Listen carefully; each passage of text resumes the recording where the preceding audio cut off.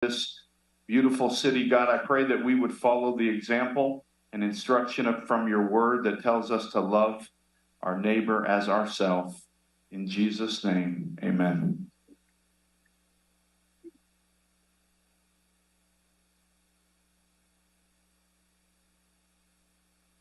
All right. I pledge allegiance to the flag of the United States of America and to the republic for which it stands, one nation under God, indivisible, with liberty and justice for all. Thank you.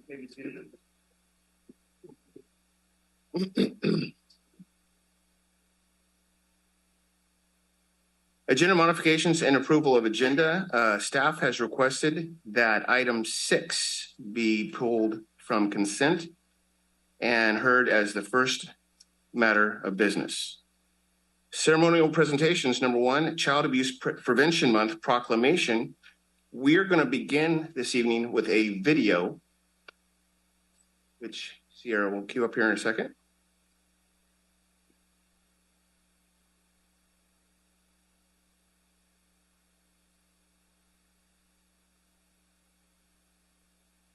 Through the chair, if we could let the record reflect that Councilmember Shaw is here. Right. Thank you. At 6:03. 6:03. Thank you. Welcome, sir.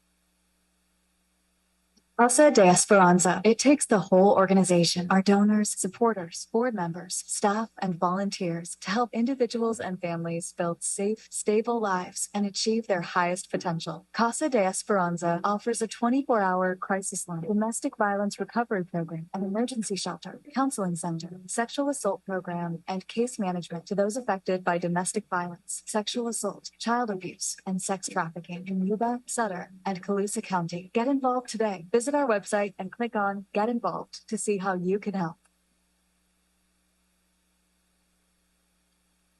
Okay, thank you. I'd like to invite Michele Downey, Executive Director of Casa de Esperanza, to come forward, and will the council meet me down forward as well? Thank you.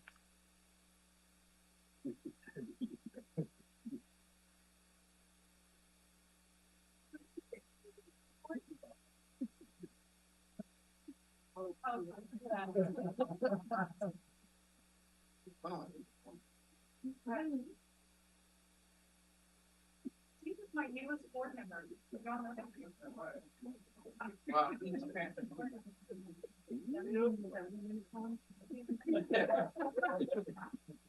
I almost broke mine. This is the fun part. Yeah, thank you. But before we get into the proclamation, I just like to say personally, thank you for the service that you provide for our community. It is a integral part of and it's going to be a difficult job on top of that. But just personally, thank you for doing what you do. So we have, and this is for Child Abuse Awareness Month, reason for the Martian that's right here. Child Abuse Prevention Awareness Month, April 2023. Whereas the tragedy of child abuse and neglect affects every community in California and touches the lives of far too many citizens, regardless of cultural, ethnic, religious, or socioeconomic level. And whereas the threat to our children's welfare is demonstrated by steady increases in the number and in the seriousness of the reported cases of child abuse and neglect. And whereas if our children are to become productive adults, they should have the right to a childhood free from neglect, child abuse, sexual molestation, and exploitation. And whereas it is recognized that primary prevention programs designed to work with children themselves, their parents, and caregivers within the community are successful in preventing first-time abuse situations. And whereas early identification and intervention are essential to successfully interrupting the generational cycle of abuse and neglect, collaboration among professionals, concerned parents, volunteers, and policymakers can help to reduce the level of child abuse and neglect in our communities. And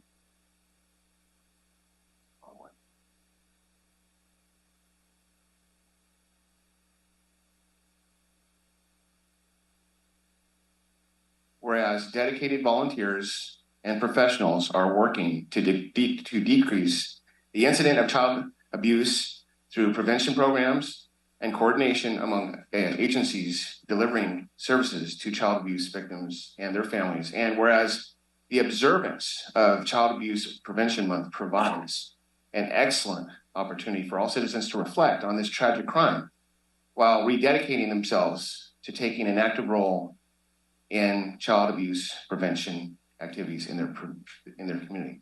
Now, therefore, be it resolved that I, Wade Kirshner, Mayor of the City of Yuba City, and on behalf of the entire City Council of Yuba City, do by proclaim April 2023 as Child Abuse Prevention Awareness Month in the City of Yuba City, and encourage all residents to join with local community efforts in keeping all children safe, strong, and free. Let's give this a hand.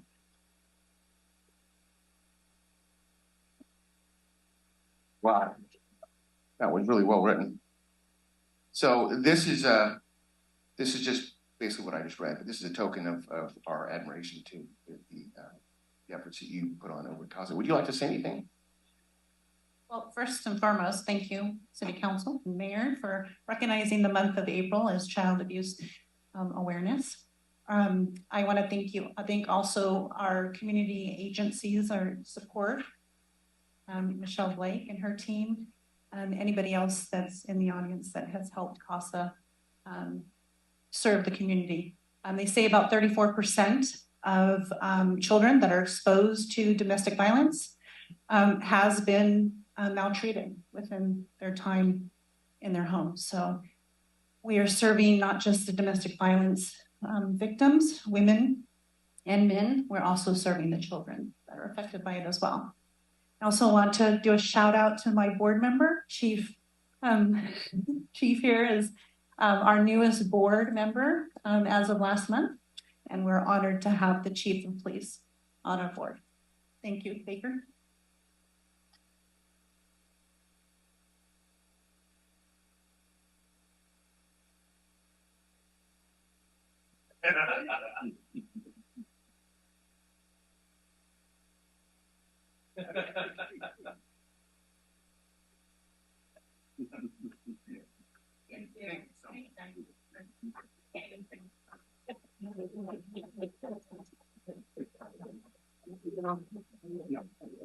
Okay, we got one more.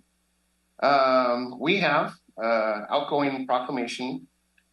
So let's see, Plan Commissioners Michele Blake and Lorie Adams. Will you please come forward?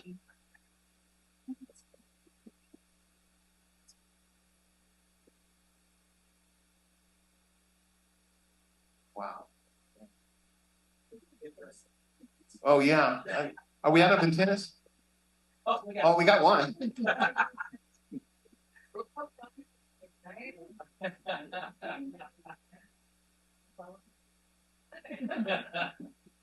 So it looks like we've got two of these. Am I reading both of them, Diana? Okay. Well, first of all, thank you so much for your service. That's no easy task. So thank you so much for doing this. In no order, I'm going to start with Michele. Okay. So Michele Blake, Planning Commissioner from 2014 to 2023. Whereas Michele Blake was the first appointed to the Yuba City Planning Commission on December 16th, 2014, and served diligently until February 28th of 2023. And whereas Ms. Blake diligently and fully learned the role of Planning Commissioner and her role on the Yuba City Planning Commission, and quickly became an important voice on the commission.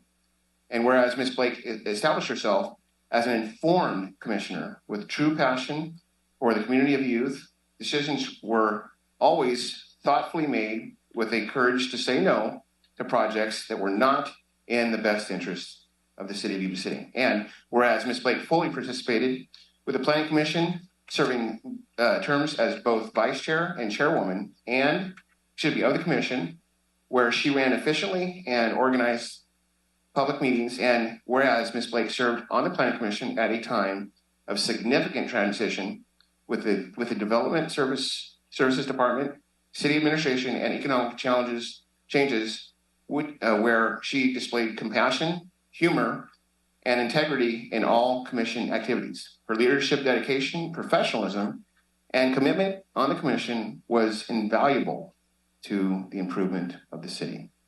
Now, therefore, be it resolved that I, Wade Kirshner, Mayor of the City of Yuba City, and on behalf of the entire City Council, hereby commend Michele Blake, for her outstanding dedication to the Planning Commission and all of her contributions to the Yuba City community. Let's give her a hand.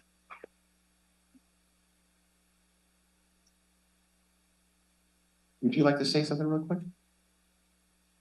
Well, thank you. It has been an honor to serve my community, my home in this capacity, and I do appreciate it. But mostly, I really appreciate all of the dedicated leaders such as yourselves, as well as the wonderful, brilliant team that runs the city's developmental services department. They're stellar, and thank you, Diana, for your constant support. So with that, thank you. Thank you, Michele. Next up, we have Lorie Adams.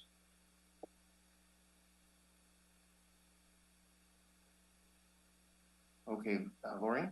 Whereas Lorie Adams was first appointed to the Yuba City Planning Commission on March 6, 2019, and served diligently until February 28, 2023.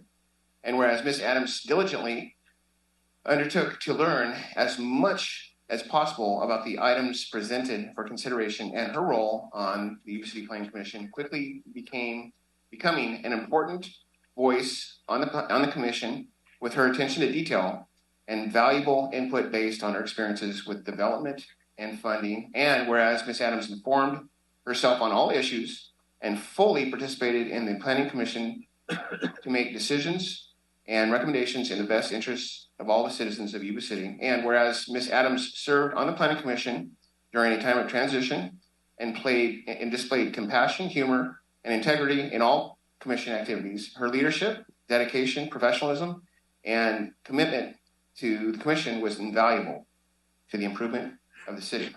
Now, therefore, be it resolved that I, Wade Kirshner, Mayor of the City of Yuba City, and on behalf of the Click on Council, Get Involved. hereby commend Lorie Adams for her outstanding dedication to the Planning Commission and all of her contributions to the Yuba City community. Let's give her a hand, please.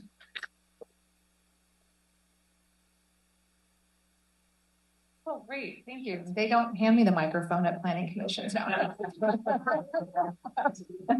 It was a great experience to be able to offer my assistance on the planning commission and to make the decisions that we've made in the past 4 years that I spent with the commission. I'm very thankful for working with the staff and all of the developers and just the camaraderie of making these projects happen in this community. It takes a lot of effort. So I encourage those who are here that the Planning Commission role is a place that you can serve. It's not a heavy, dedicated role, but it is, an educational process that I would encourage anybody to participate in. So for the future. Yeah. When's the next the next application cycle for that? Yeah, 2 more years. So. Well, thank you so much. And we have a token of our appreciation for both of you. This is for Michele. And this is for Lorie. And I think we're going to have a few photos here.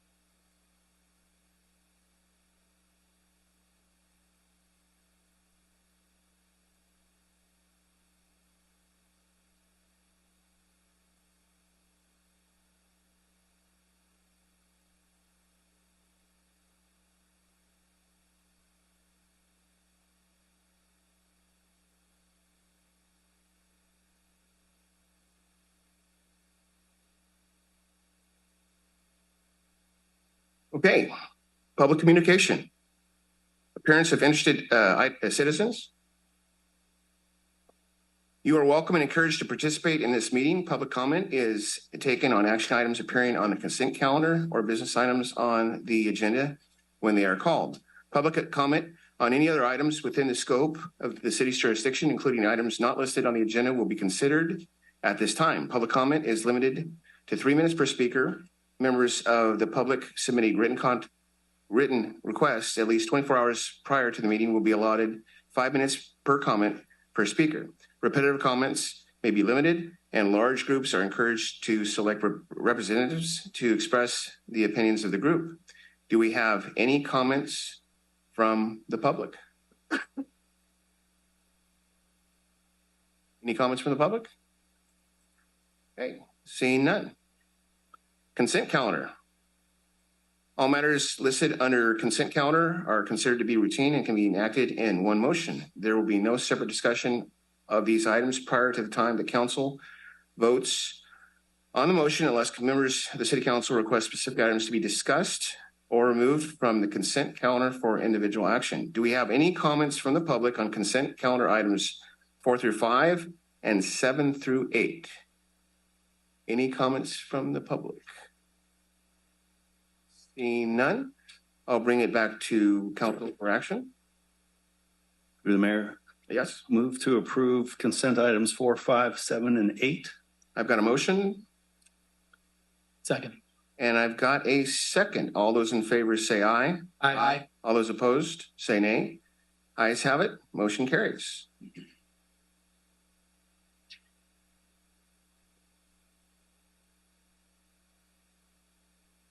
Business items. We will begin with item 6 pulled from consent. Wastewater Treatment Facility Peterbilt Crane Truck Award. And this is presented by Ben Moody. Sir, the floor is yours. All right. So good evening, Mayor, members of the City Council. So the item before you was specifically pulled because we wanted to modify the recommendation to make sure we added some language about a capital acquisition that I'll walk through in a minute. So really what you have before you is a Peterbilt model 537 crane truck. So picture says 1,000 words. Through the fiscal year 22-23 budget, so this budget year that we're in, there was a budget approval for a new crane truck. And so the reason we need this crane truck is that it's used daily at the wastewater facility to pull motors, to lift pumps, and then we also use it at the lift stations across the city. And so really what was happening, it's old, it's out of compliance with the current air quality standards. And so through the budget process last year, we requested a budget amount up to $250,000 to purchase this truck. And so with the state of the economy, basically, this is where we're at. Last March, we were looking at budgeting this thing. And we're just now getting to a point where they might have a truck ready for us in the near future. And so with inflation and with the delays associated with it, unfortunately, that budget number has gone from 250 to 300,000. And so that number includes a 10% contingency, just so we're not coming back and chasing our tail with it. But we have the price locked in, is our understanding, and we're working to sole source it through this process, this Sourcewell piggybacking contract process. And so with that, the item before you really tonight is to make a recommendation to move forward with the purchase of this through the LLC, DBA Dobbs Pier Built in the Federal Way. And then the added additional language that says to improve and increase to the capital acquisition budget in the amount of $50,000 to reflect that change in the budgeted change. And so staff's recommendation is A and B as presented with the added memo tonight. I'd be happy to answer any questions. Okay, thank you, sir. Do I have any comments from the public on this item? Any public comments? Okay, I'll bring it back to council. Through the mayor. Just Mr. Moody, just one question, because I've seen a lot of guys that's been ordering Pete's and everything else over the past year, at least recently. If we don't get this by, what's the estimated delivery date? It's just, it has nothing really to do with the two motions we're going to do, but I'm just curious. My understanding is its delivery is possibly next month, is what I've been hearing. Okay. So in May. Okay. And so the truck is on site, and they're working with putting the crane and the different utility functions on it, is what I've been told. And so it's getting real close to being finalized. Okay, no, thank you. I just wanted to know what kind of backlog we were, because it's 12 to 16 months for some of my guys. So yeah, okay, that's what we're hearing is the same. Any further comments? Through the mayor. Yeah. Ben, when you said back in March, could we have made a purchase agreement at that point to lock it in, or would they not allow that? Won't this company work in that manner? Definitely a good question. And so I guess what I was referencing for the March is through the city's budget process. Typically in March, we coordinate with the departments, so with the utility division, and we identify that, hey, this is a need for the next fiscal year. It's a large purchase. How are we going to fund it and how we're going to do it? And so we package that with an estimate that we get at that time. And then through council approval of the budget, July 1st, that money and those acquisitions are made. Yes, would have been nice, because I talked to my team about how long can we lock something in, that if we did something and say after July 1st, could we lock it in? But what I'm hearing from the team is nobody would commit to that value. They would just say, this is our Sourcewell bid, but we don't even have a truck until it shows up. And so they called us a couple months before it showed up and said, hey, the truck's here. By the way, here's our price. So unfortunately, that differed from the budget amount that we coordinated originally. But definitely looking into those options to try to lock in some of that risk. Thank you. That's all. Thank you. Any further comments? Yeah, I'll bring back to council for action. Through the mayor. Yeah. Move to approve agenda item 6, motions A and B as presented tonight. Got a motion from Councilmember Shaw. Second from Councilmember Pasquale. All those in favor say aye. Aye. All those opposed say nay. Ayes have it. Motion carries. Thank you, Mr. Moody. Moving to business item number 9, special event permit process is presented by Jesse Alexander, Fire Chief. The floor is yours, sir. Good evening, Mayor and council members. Tonight I'm before you to discuss a special event permitting process. Good evening, Mayor, council members. Tonight I'm here to discuss a special event permitting process. I'm starting this off on the right note, so perfect. Unfortunately, nationwide, we've seen multiple tragic incidents associated with special events. And as a result, we've seen increased focus on best practices for planning and managing of these events. Currently, we do not have a formalized process for special event permitting. We utilize a street closure memo for most of the activities that occurs. The reasons for the best practice is to establish consistency, clarity, planning, multi-agency coordination, and establishing and controlling liability throughout the process. Well, what is a special event per this process? We have it broken into 3 different categories.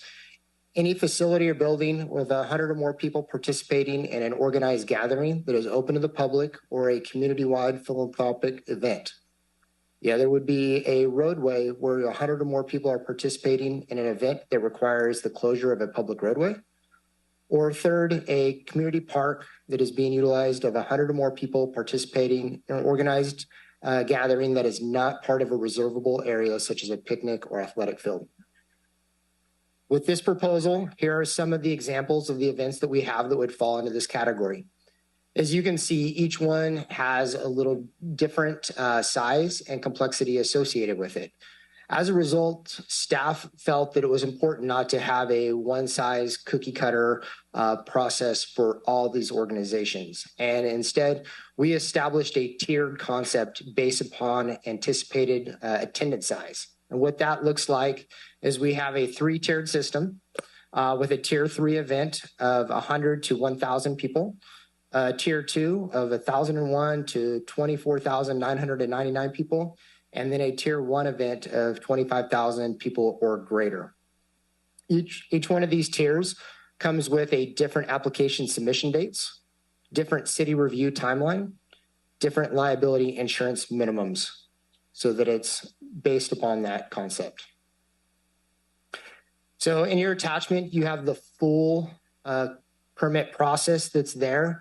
However, most of those organizations will not be utilizing that entire component. So we tried to make it as simple as possible. And as a result, we've come up with an internal process to go along with the external process. And to streamline it, we established a screening questionnaire where community services would work with the applicant to go through, which is, that's page 5 of the attachment, which identifies questions. And if it is a yes, then you receive a module associated with each. As you can see, there's 12 modules on here. Most of these modules will not be utilized throughout each one. So a good example would be, are you serving alcohol? You would receive a alcohol module plan. These modules are not intended to create more work. What they're designed to do is to provide information on municipal code and fire code so that that information is provided and that clarity is provided up front. So a good example would be the fencing module. What that is doing is establishing per the fire code, the perimeter distance, exit codes, signage, things along those lines, so we're not getting into inspection issues. And associated with that, as part of the special event permitting process, staff is requesting that council consider adopting a fee schedule based upon the tier level of event. The proposed fee schedule is also a part of the process in attachment 1, and the deposit will be requested of the application process. So that's probably the biggest component on here. Currently, we have a special event fee at $87. But we look at putting in an application deposit based upon tier that could be forfeited if there was significant violations associated with the permitting process. And so would I come before council tonight with a recommendation to provide guidance to staff and on the permitting process and the application deposit. Are there any questions? Thank you, Chief. Are there any comments from the public on this item?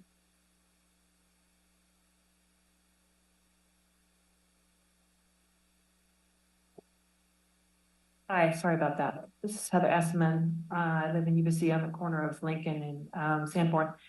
I didn't get a chance to look at what the writing was behind this. I didn't quite, I was thinking it was a little bit of something else because the county was reconsidering their permitting costs and how to make that so that it's not, it was exorbitant for, if you put a little HUD up, they wanted like $1,000. And I kind of thought that's what that was. I apologize.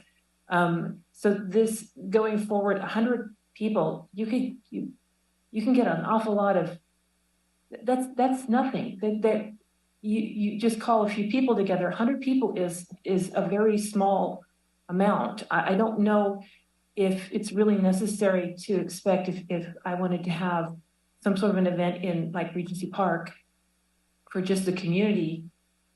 And I would anticipate 100 people potentially, then I have to pay, I don't know how much that was. It said like $200 just for the first thing. And then, I mean, it just seems pretty expensive. Is there any way we could look at those numbers and see if maybe 100 is a little bit on the low?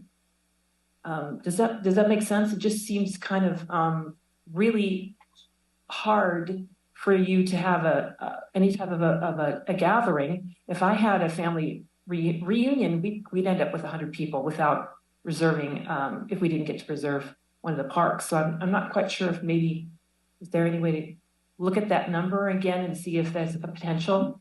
And I think that the only one on the tier one, probably the only activity would be either the fair or the parade. I don't see how, normally we don't get 25,000 at the strolls, which would be nice, but so I think those things would be okay, but just that low number of 100 just seems pretty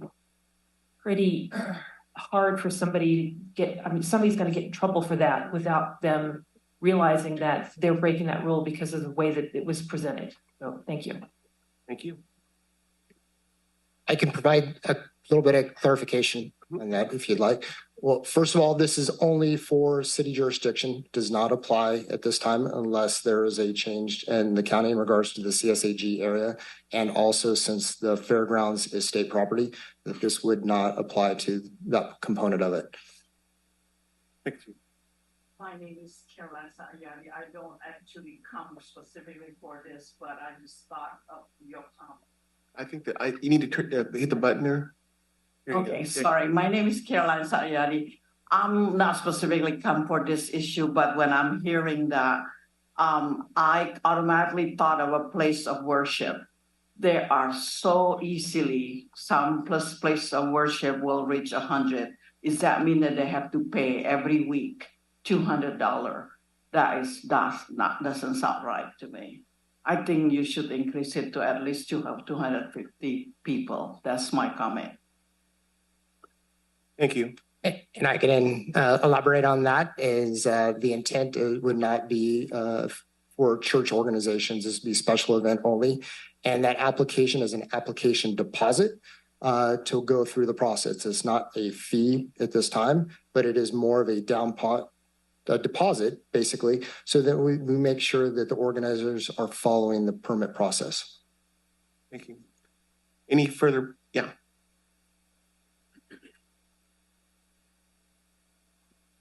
Name is Sarb Tierra. Reside in the 2599 Reed Road. I'm in the county, and I was not here for this reason either. But when I saw the chief put the 100 people request every weekend, almost every day of the week in the city, there's like some kind of wedding going on, especially in East Indian communities. We have more than 100 people there. So are we going to be asking them to get a permit every time when they have something going on in their home or any? I mean, it's getting out of hand. I think this is wrong time to be doing all these. People are dealing with so many expenses that we got. And I think we need to reconsider this. What we're trying to ask for. But for 100 people, I mean, 5 family members come to somebody's home, 10, 12, family members can't even get together and you're going to have 100 people. And I think you guys are all aware of that. And putting that kind of ordinance in, somebody's going to be really busy writing a lot of tickets. And they're going to be sitting here at the city council trying to get those tickets off, or Chief Baker's office is going to be busy. Or the sheriff, or anybody, when somebody's going to be enforcing this. But I think you're going to have a hard time. If this goes out to the public, you're going to have a lot of public coming out here and coming back at this then. And also, I'm president of the Sikh temple. I like to know what the tier 1 is going to do to us for getting that permit for next year for our parades. And Chief's on the board. We might as well find out what he's got a plan for that, what we need to change. And I think the council needs to know that. Otherwise, we'll be back here again. So we might as well look at this thing, or we should put this agenda on the table and revisit this thing. But I think you are pretty premature putting this agenda, because people don't know all what's going on right now.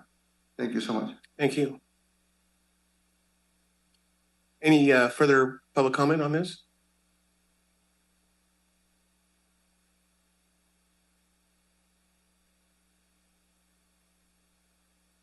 Hi, my name is Sandy Drown, and I am the president of the Yuba City Downtown Business Association. And we do the summer stroll and the Christmas stroll, not the winter stroll, just in case people didn't know. But I do like, the one thing I do like about the guidelines, and I appreciate your hard work, Chief, was, so we have a model, right? Because I know throwing on events, sometimes you see other people doing it and you want to just make sure it's all fair. And there, it is good to have a guideline too, so that as an organization, you want to make sure you're doing it correctly and protecting your liability as well. So I appreciate that. I do, the number though, the 100, that might be something maybe the council can look at massaging or the chief, but I thought that was a great presentation. I'm glad that we have those models for those that throw on big events. So thank you. Thank you. Any further public comment on this item? Any further public comment? Okay, I'll bring it back to council for comment. Through the mayor. Yes. Chief, thanks. I think that the idea to put some guardrails around events is important, especially in today's society. I am in agreement that 100 is probably an item that we need to further look into, because I think, as it's been represented here, you drive around town on a weekend and there are a lot of events that draw 100 people. I understand the intent, but that may be a low number. Or we need to consider lowering that, but I'm sure you can come back to us with that. I guess if you can put the application up there again, the fees. So on the application, it's listed as a deposit. I just want to make sure I'm clear on that. So someone gives you a deposit, gives the city a deposit, then we're going to go through all the stuff that we need to do. Then is that deposit refunded? So the plan would be at this time, it's just a deposit, as if there's significant violations or almost like an abuse of the permitting process, that's where that deposit could be forfeited. Okay. And there's also some items listed on there, like a carnival permit. That's different than the application deposit, correct? And those are already things we have in place. Correct. Okay. I don't have any others right now. Other questions? Thank you. Through the mayor. Chief, I agree with my fellow council member. We got to get guardrails on some things, because I mean, just look at what's going on, Sacramento, across the nation. 100, questionable, but the big thing that I'm hearing is this is for a special event. Yes. And I think people are misinterpreting this, because if I have 100 people in my backyard, other than getting in trouble with the chief for the cars parked in the cul-de-sac that really shouldn't be there, there's not a darn thing the city currently do about it. It's private property. It's in my backyard. So we're not talking about that. And we're not talking about a normal church service on the weekend. We've kind of missed that point. We're kind of off the rails on that a little bit. We're not talking those things. We're talking, I want to have hey, I'm running for office again. I want to have a fundraiser in Happy Park or, Regency Park. And I expect 500 people there. If I'm doing that, you would expect me to fall in line with this, because I'm having a special event. If I invite 100 of my closest friends and let's show up at the park and play football, that's not a special event, correct? I can provide better clarification. So no, that is not the intent, but I will just give you a brief example of some of the challenges that we face. We currently have a special event that would fall into a tier 3 category. We received the notification 24 hours before it was supposed to start, and we only just received the appropriate documentation 3.5 hours before they were supposed to set up. So in regards to the inspections that go along with that from the fire department, public works, it's hard to communicate, hard to plan, hard to protect the city's liability in regards to that. And it creates confusion. It creates animosity when you're projecting it. We want to be able to have those time frames put in place so that everybody knows ahead of time exactly what those expectations are. And when we hit those pitfalls, it gives staff the ability to meet and identify problems. Hey, this is how we can overcome these issues as opposed to the last minute components. Thanks, Chief. And I just want to further clarify, this is not about the fees because like you said, a lot of those fees are already there. And if we have police services and stuff, it's already billed out when we have the events, the Sikh Festival, the downtown business association strolls, all that stuff is already there. This is basically formalizing it, standardizing it, and keeping our community safe. Because quite honestly, I'm not worried so much about our residents, but just take a look at what keeps coming to our community. We hear about it. The chief was on things. Where did the chief go? He was over there. But you know, they were just talking about it, a Facebook post with CHP last weekend, you know, the kids coming to town for the sideshows and stuff and showing up and shutting that down. It's going to be the people that come in from outside, and you guys have to keep us safe. So if we need to standardize it and meet those timelines, it's not fair to the rest of the community for an event to know it's coming a year in advance and for them to walk in, no matter who it is, walk into City Hall 2 days prior and go, here's my plan, because it doesn't give our public safety enough time to protect our community. So all for the standardization. We can talk about the 100. It sounds like we need to revisit that a little bit. What that magic number is, I don't know, but I like the direction we're going in.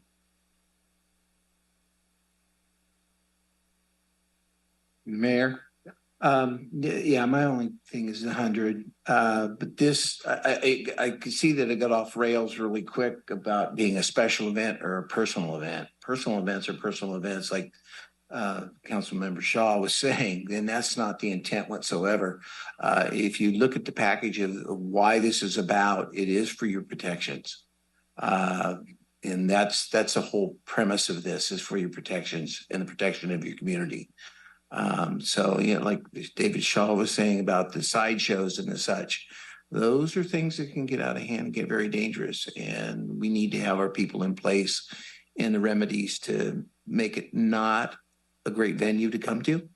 You don't want to come to Yuba City because we do enforce our special events. So yeah, the number thing is the only thing that I would be concerned about. Thank you, sir. Two things almost. Chief, how did we come to the number 100? That was staff sitting together and coming up with a best plan to try to come up with a scale. What we did wasn't sure if that was an insurance industry thing, if they have thresholds for when they require. Okay. And then can you go back to the 12 points?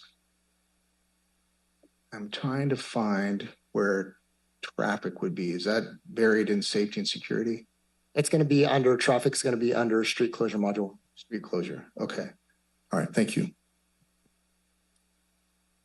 So thank you, Chief. You know, the timing on this is very appropriate because you and I sat through several meetings leading up to the Hain Temple Parade, and I was educated sitting through that. And when it came back to why we need to do this, it comes down to public safety. And then that was punctuated by what happened in Sacramento shortly after that. So it certainly made me a believer. So thank you for all the work you've done with this. But I would agree with my colleagues that maybe we need to take another look at that minimum 100 persons number.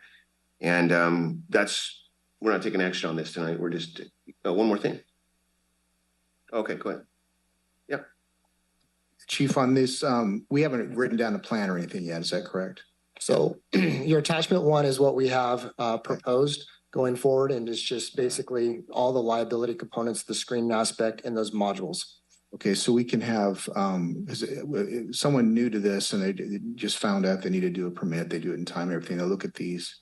It might be a little overwhelming to the point where they might be tempted to risk not doing it. Would it be possible to perhaps put together templates for people for each module so they can have a sample and make it a little bit easier and save some time for them?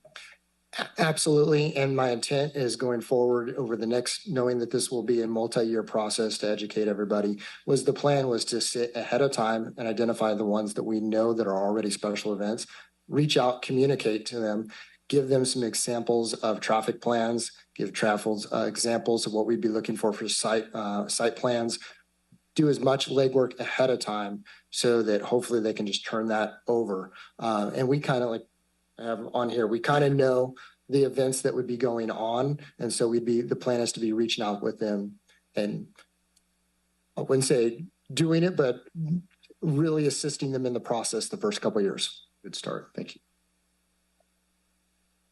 It just kind of piggyback on that. I think it can get real sticky with what it is and isn't a special event.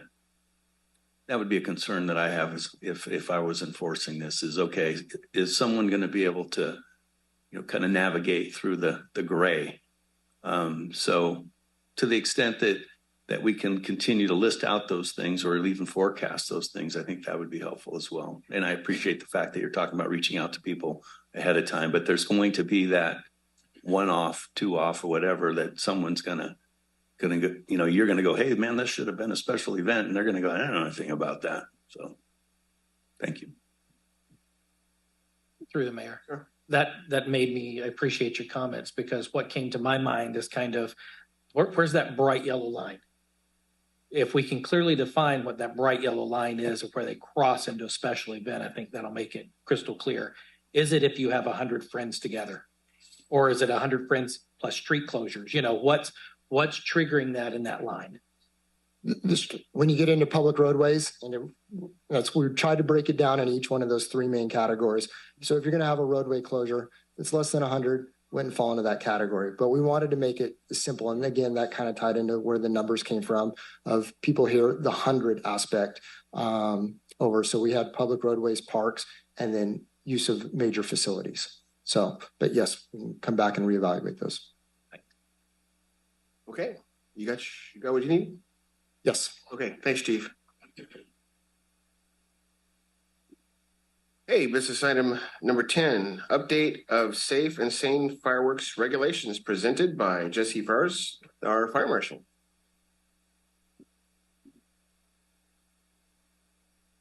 Good evening, Mr. Mayor, members of the council, and community members. Thank you. So tonight we're going to go over. I'm going to go over some points that we had discussed earlier at a workshop January of this year, and really the purpose was to clean up some of the language we have in our municipal code, specifically in regards to fireworks and safe and sane fireworks. Modified timeframes in which safe and sane fireworks are available to be purchased and sell. Modify the time frame in which fireworks are allowed to be discharged within the city fire protection district.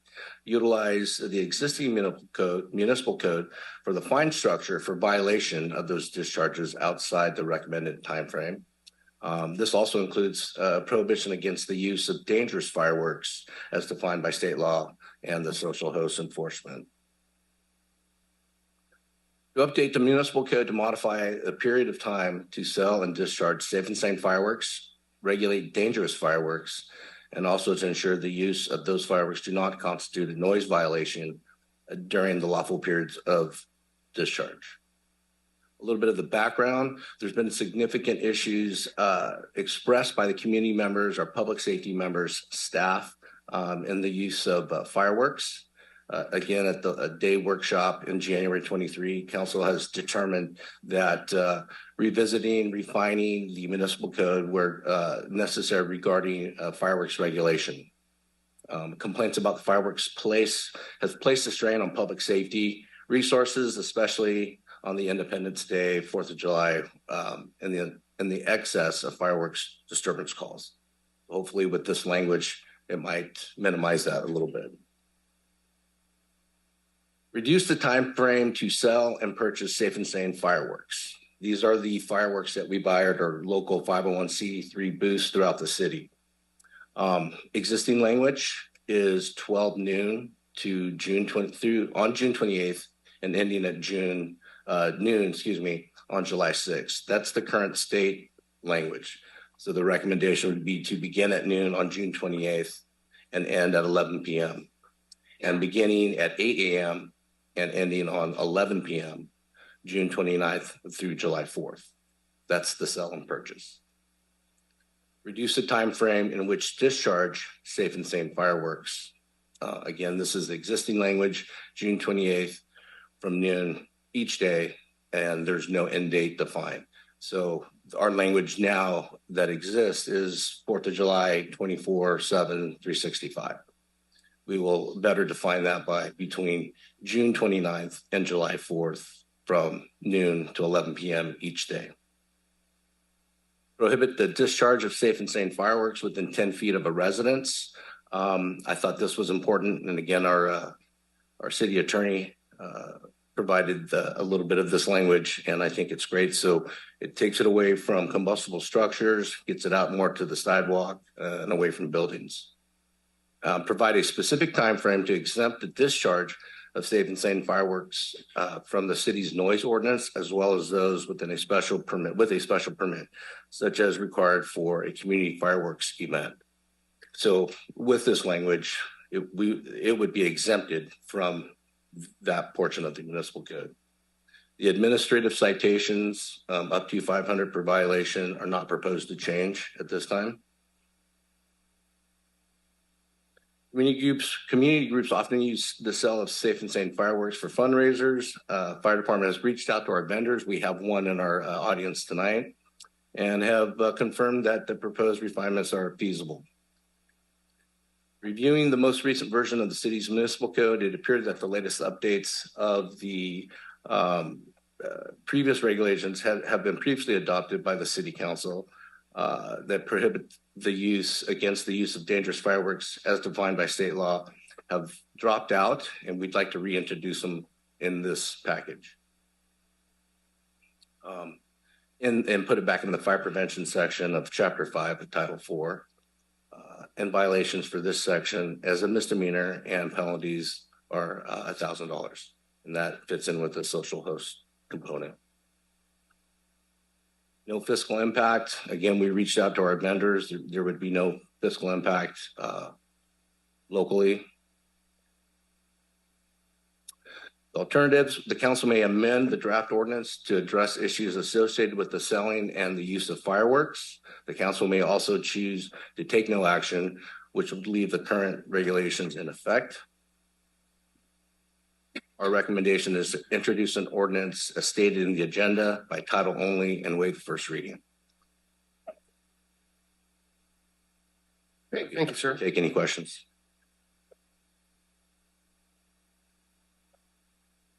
The public hearing for the update of to the safe and sane fireworks regulation is now open. If there are any members of the public who would like to address the council on this issue, please provide your statement via public comment and state your name and address for the record. Do we have any comments from the public on this item?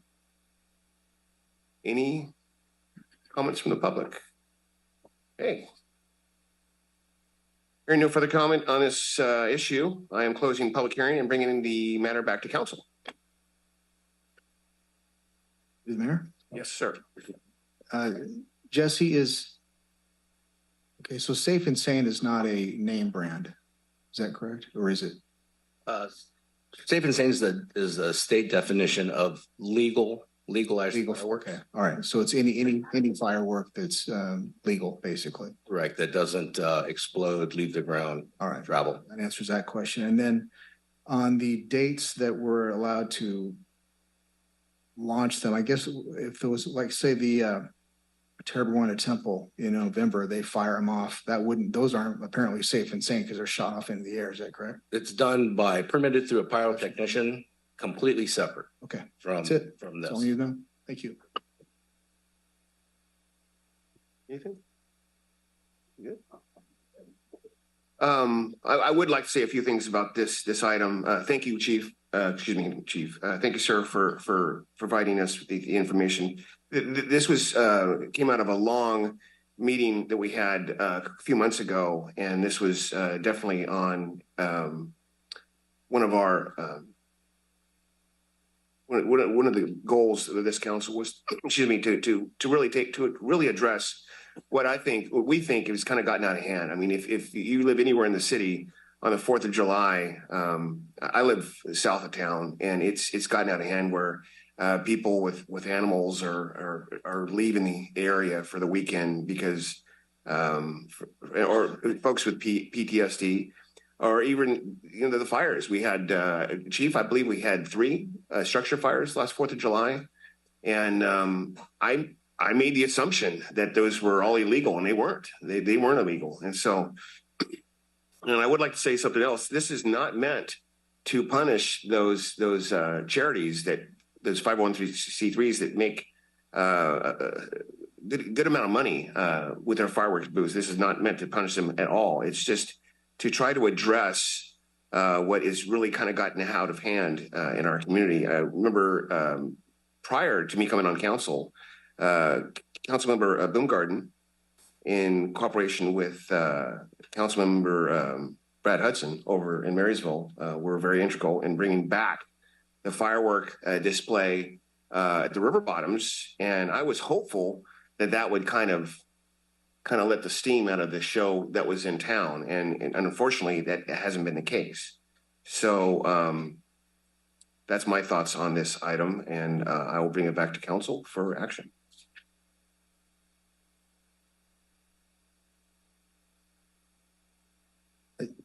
The mayor, just I do move to approve. However, I just want to say this, it just has written all over it how we're punishing the law-abiding people because of a bunch of clowns that want to take off with the illegal fireworks around here. That's our main problem. So we are kind of, in a way, punishing by curtailing when they can and can't buy them or light them off.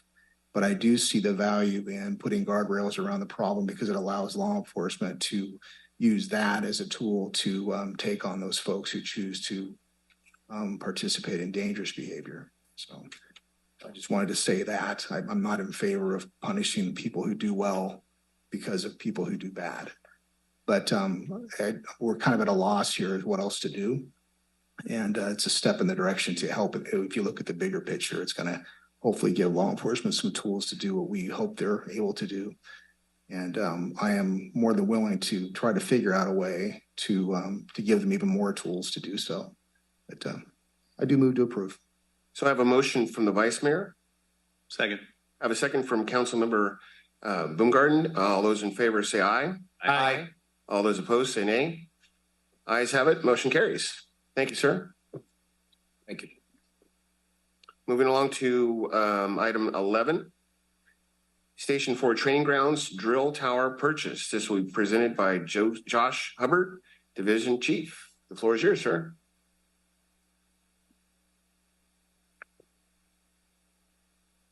Good evening, Mr. Mayor, council members, and Mrs. Langley. Thank you for the time and opportunity to stand up here tonight and present the affordable drill tower, as well as seek authorization to utilize capital improvement project funds to purchase this training tower to serve as the centerpiece of our training site out next to Station 4.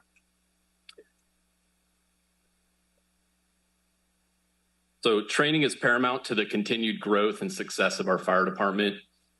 And it is our goal to continue to build and invest in our members' training to ensure the highest level of quality service to the residents and community that we serve, knowing full well that realistic training in our dedicated moments is what's going to make the difference when the alarm bell sounds. So I kind of wanted to review some of the concepts and ideas and goals that we've discussed within the fire department for our training program. And that's to enhance emergency response, our emergency skills, our emergency equipment, and to build a training ground site for our personnel. To increase the expertise and effectiveness of our fire department members, to grow our decision-making and confidence, to build a professional development and succession planning model, to reduce risk and increase safety of residents and firefighters alike, and to meet and exceed all training requirements and build a growing standard and expectation. So these training requirements are outlined by the National Fire Protection Association and the insurance services offices. So making sure we're hitting all of the components that are necessary. At this time, I kind of wanted to review some overview of some training statistics that our fire department completed in 2022. So in 2022, we completed 14,980 training hours. This was an increase of 3,135 training hours from the prior year, with our members averaging 293.7 training hours. This helped us to meet all the requirements of NFPA and ISO, except for one, and that's what's noted there, what's deemed as facility training. So facility training has to be completed with two main elements, and that's a multifaceted drill tower and a facility where we can conduct live fire or burn room operations. So as a little bit of a background, in 2021 and 2022, the fire department used CIP funds to begin developing and planning a training site next to Fire Station 4 on Olier Road. To date, we've removed 1 acre of orchard trees, provided a ground base and drainage system, and fenced in the area for security. This is allowing us to now focus on bringing in the training pieces and the equipment necessary to build this site out. So really, this is a two-phase type approach that we're going to be looking at. The first phase is providing the foundation and the approval to purchase and get this training tower in place. And then the second phase will be utilizing Connex box storage containers where we can bring out and simulate commercial and residential properties. A lot of this stuff has been reserved, the phase 2 components. We're just holding off on bringing them in until the training tower is in place and approved. So my recommendation is to approve the purchase of the affordable drill tower. So the affordable drill tower is a 38-foot tall, 3-story, 5-level galvanized steel training tower. It's custom designed and adaptable to meet the various fire department needs, and it allows us to build our training concepts into it for multiple training applications. It's cost effective versus a traditional tower. It's engineered to meet California and Cal OSHA standards, delivered, installed, and anchored by a professional crew in a very short time frame. It's a 2-day process to build this, and they're estimating once approved and in contract with them, they're able to come out within a 3 to 6 week window and start the process. This training tower is currently being used at some of the largest fire department training conferences around the United States.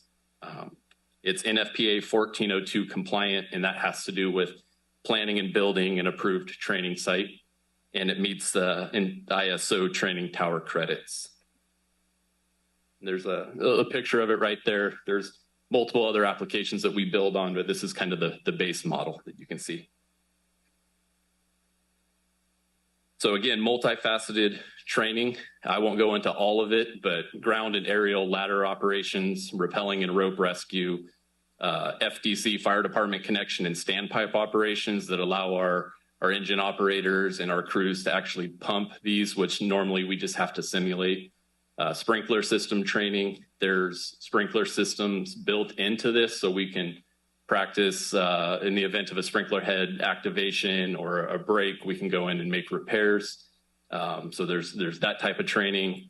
Multiple hose line deployment and advancement applications for hose lines up floors and stairs, windows, vertical ventilation, commercial and residential. You can actually build props on top and within this component where we can practice sending crews up onto a roof to make cuts. Firefighter self-rescue applications, vent enter search, that's that VES victim rescue off balconies, windows, through doors. These are all training props that come with it that we build into this system. Removable floor panels to provide below grade rescue training applications, victim removal off windows, balconies, doors, and rooftops, realistic pumping applications for our FAOs, and then they're down at the bottom, window props, vent props, vertical ladders, outrigger bay. So you can enclose that lower floor to provide narrow hallways and corridors for our engine companies to practice hose line advancements before reaching a stairwell or whatever we want to set up there. So that's what I wanted to present. I thank you for your time and consideration of this. I think this is a great training tool that will be in place for our fire department for years to come. Thank you, Chief. Do we have any comments from the public on this item? Any public comments? Any comments? Okay, I'll bring it back to council. Through the mayor, Chief Hubbard, thanks. I know this was a near and dear project to you, and this sort of completes a vision, a portion of the vision for that location out there on Olier Road. What I most appreciate is you and your team's approach to trying to do this as economical as possible, but by also getting all the things you need to get done. There are more expensive options. I don't think they're any more effective. And for that, I applaud you and the rest of the folks that worked on this. I think this is a much needed training opportunity for our firefighters. And I assume that it would also be available to the region for training classes that we may host. Would that be correct as well? So this is something that's not only going to benefit Yuba City Fire, but our partners that are providing protection throughout the region as well. So anyway, excellent. Thank you. Thank you. Through the mayor, Chief, as a recent alum of your program over there, rock on. This is much needed because I see what you guys do and how you guys train now, and just understanding more from going through the fire ops and having those narrow hallways and stuff. We need it to keep our guys safe and keep our city safe. So thank you. Any further comments? Thank you for that, Chief. I do have one question. Are there any local regions, any agencies in the region that have something like this? City of Red Bluff. Okay. Put one in a few years ago. There's a few in Mendocino County and then Fresno. Okay. All right. Well, thank you for that, sir. I'll bring it back to council for action. Through the mayor. Yes. Make sure I get this one right. I don't want to read about fireworks. Sorry, Jesse.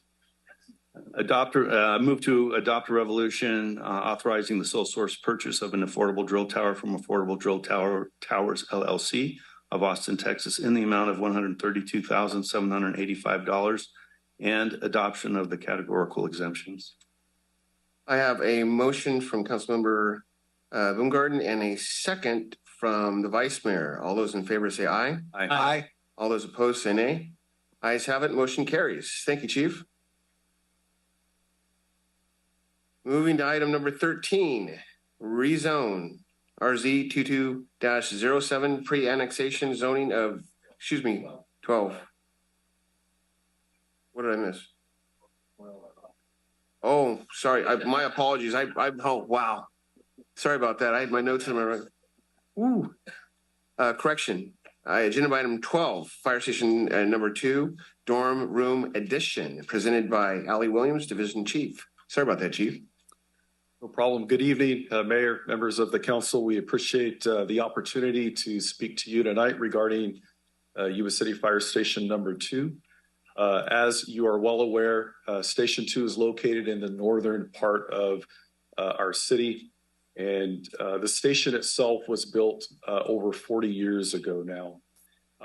When it was first put into place, it housed 2 firefighters, staffed 24/7.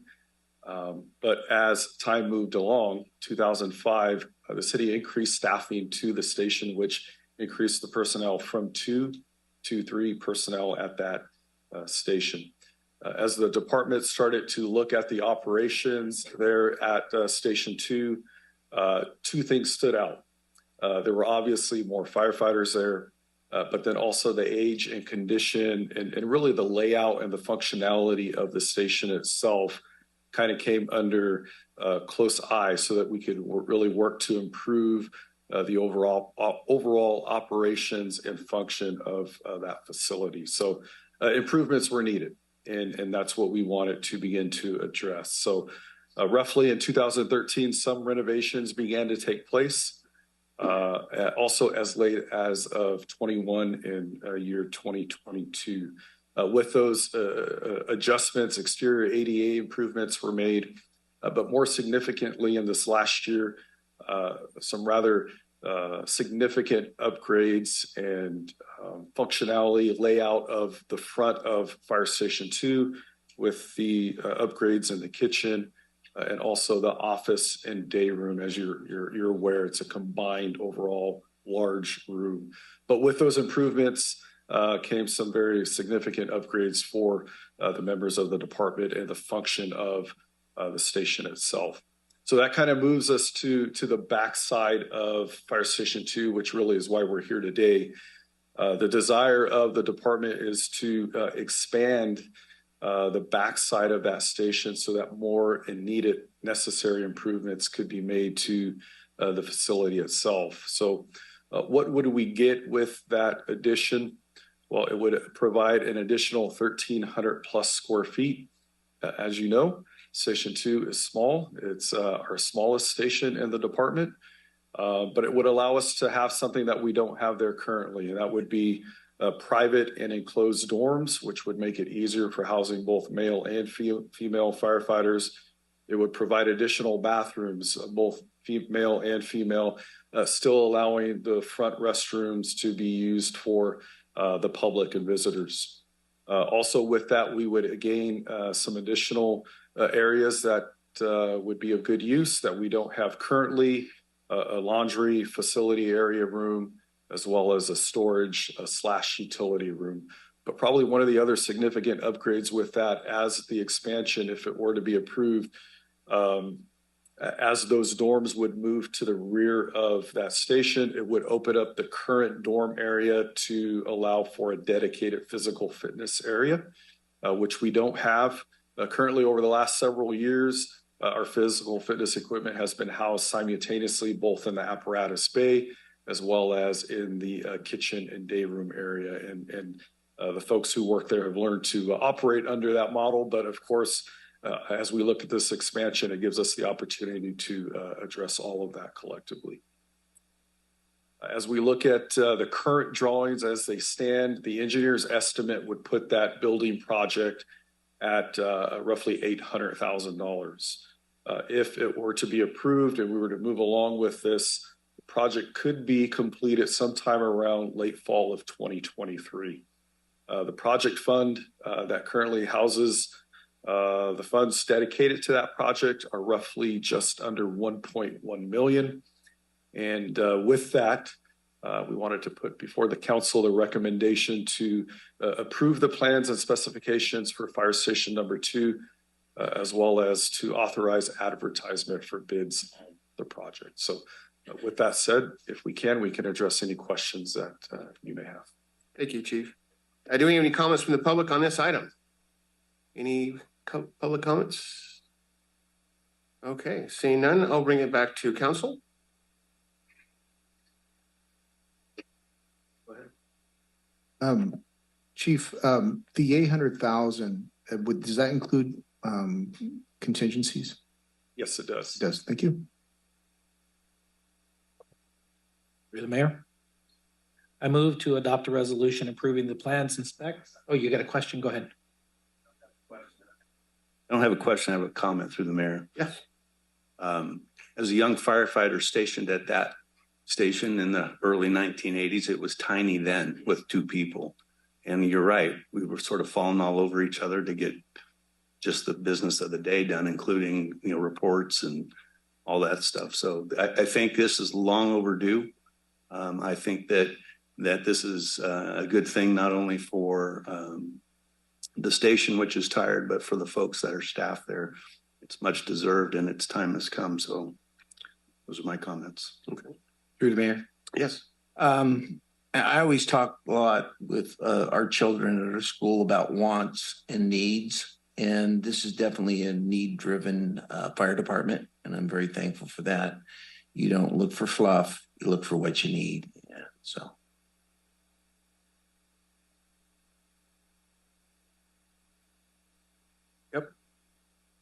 All right, through the mayor, I move that we adopt a resolution approving the plans and specifications for Fire Station Number 2 expansion project located at 1641 Gray Avenue and authorize advertisement for bids on this project. Let's get her done. I've got a motion from Councilmember Shaw and a second from Councilmember Pasquale. All those in favor say aye. Aye. All those opposed say nay. Ayes have it. Motion carries. Thank you, sir. Thank you. Okay. Item number 13. Rezone. 22-07 pre-annexation zoning for the Tiara Estates subdivision, TTSM 22-08, presented by Doug Libby, Deputy Director, Development Services. Oh, I'm sorry. It's looks like it's going to be Ben Moody. I'm standing in. Okay. So thank you, sir. So Mr. Libby had unexpected illness, and so I'm covering. So bear with me tonight. So to start out, as stated, tonight really what's in front of you is in regarding to a rezone. And what this has to do is the proposed removal of an overlay district. In Yuba City, we call this, it's called a combining district, and it's called X20. And so I'll walk you through this, and it's associated with a project that has just recently gone through the Planning Commission regarding subdivision map TSM 2208 Tiara Estates. And so a little bit of background. The Planning Commission considered the Tiara Estates subdivision map rezone in the environmental assessment associated with the project at their March 22nd, 23 meeting. So at our past meeting. And so with this project, it's approximately 8 acres. And we're talking about this area in the yellow. We're right on the edge of the city limits. So technically this is in the county. And so when a project comes forward, each one's a little bit specific based on the area, the zoning, what they're trying to propose. And so this wasn't just a straightforward subdivision map because it's outside the city limits. There's some old pre-annexation zoning that I'll walk you through. And then also as far as how we get through the environmental assessment. And so that works into the processes as to it went to the Planning Commission, and then it will come to the City Council twice. So for potentially for this public hearing and then for confirmation.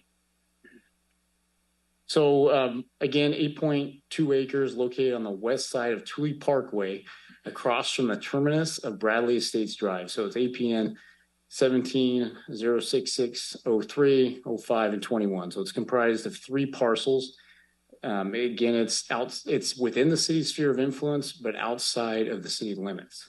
So if some streets to reference, this picture's a little bit far. I have a later exhibit that kind of shows it on a reference. So Elmer Road is along the west. Butte House Road is to the south, and you have Thule Parkway, a new portion of it built, and then Blevin Road to the east. And so really what we're considering tonight is this action is to take for this area on our zoning map right now, it has this combining district X20, and we want to remove that and change it to the city's current single family residential zoning, which is R1, single family residential. And so just as a overall, I threw this picture in here. This is the county's general plan. And in this, what we're looking at is in this yellow area, there's this overlay district. And it's an interesting district when we dug into it. And the problem with this district is it was added in 2004 before the general plan was finalized. And it put a requirement in there that development, it was single family residential, but it couldn't be constructed at a density of more than an acre. And so that's in direct conflict with the city's current general plan and our zoning ordinance that calls for a minimum of 2 to 8. So a density of 2 to 8, so a half acre minimum or a half acre maximum is what I should say is the size of the lot. And so there's been some discussion on this, on how it came to be. My thought is that at that time, there was an annexation going through, and maybe that was a time with the county and the city to appease those property owners to develop at a 1 acre standard around these different properties. But really where it's at now is it's old. It conflicts and it's really undevelopable because right now, since that time, the new general plan's gone in place. The new zoning has gone in place for both the county and the city. And then regulations have changed where you can't have a well and a septic system really develop like the smallest lot. If you have a well is around 2 acres. And then in order to go smaller, you need to have city services where you would need to have the water then allowed with a septic. And it really just doesn't pencil out financially. And so this area really with that zoning isn't feasible to develop, which some may argue is good, some may argue is bad. But in order to come into the city, we wanted to match the city standards, and it would need to be able to facilitate that growth with the utilities. So what this item is it's considering those issues that it's old. The newer policies and programs adopted subsequent to the X20 combined district make that it conflicts with our policies today.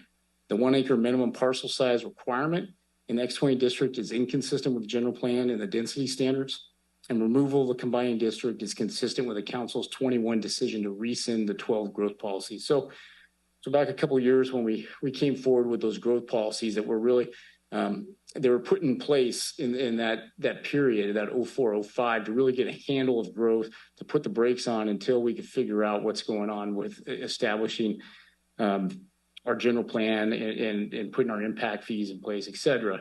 And so this staff's view. This is one of those baggage from that time that needs to be cleaned up. Here's it's a small version. This is a reference to the subdivision map. And so how, based on the actions and the way the municipal code is written, a tentative map, so a tentative subdivision map that for the Thiara Estates, 34 lots, you can see with access on the Elmer on the north, and then it circles around. There's a cul-de-sac on the south end, and then it comes out to the Thule Parkway. This Bradley Estates, what they would go to Blevin, and then ultimately you'd have access down Thule Parkway for the ultimate connection at Butte House. And then there's also a secondary access. It would be the third access ultimately to Elmer. The way the code and the process works is that the map is contingently approved with the conditions of approval at the March meeting by the Planning Commission, and the City Council considers the rezoning. So they make a recommendation to approve, but the actual zoning is considered by the City Council.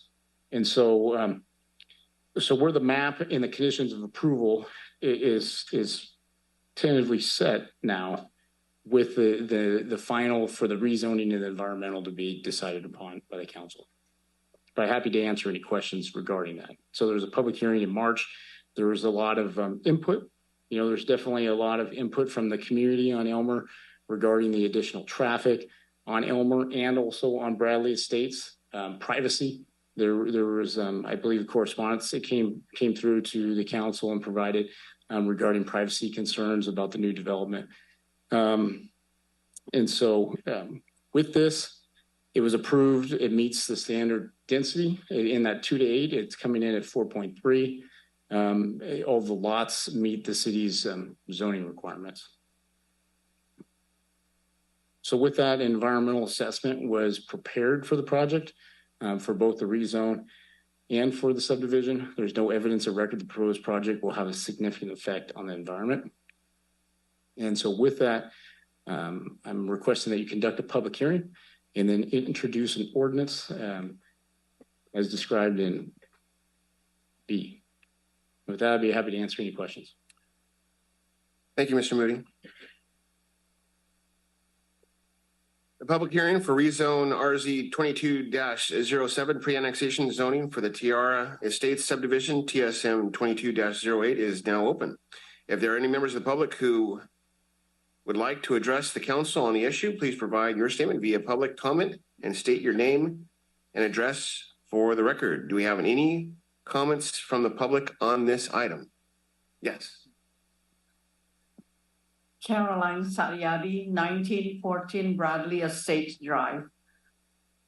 I believe rule and regulation are created for a reason. So you trying to rezone it, because right now what I could see is directly impacting the life of myself and also the neighbors in my Bradley estate, where you stated in the March hearing, 90% plus will be directed to us.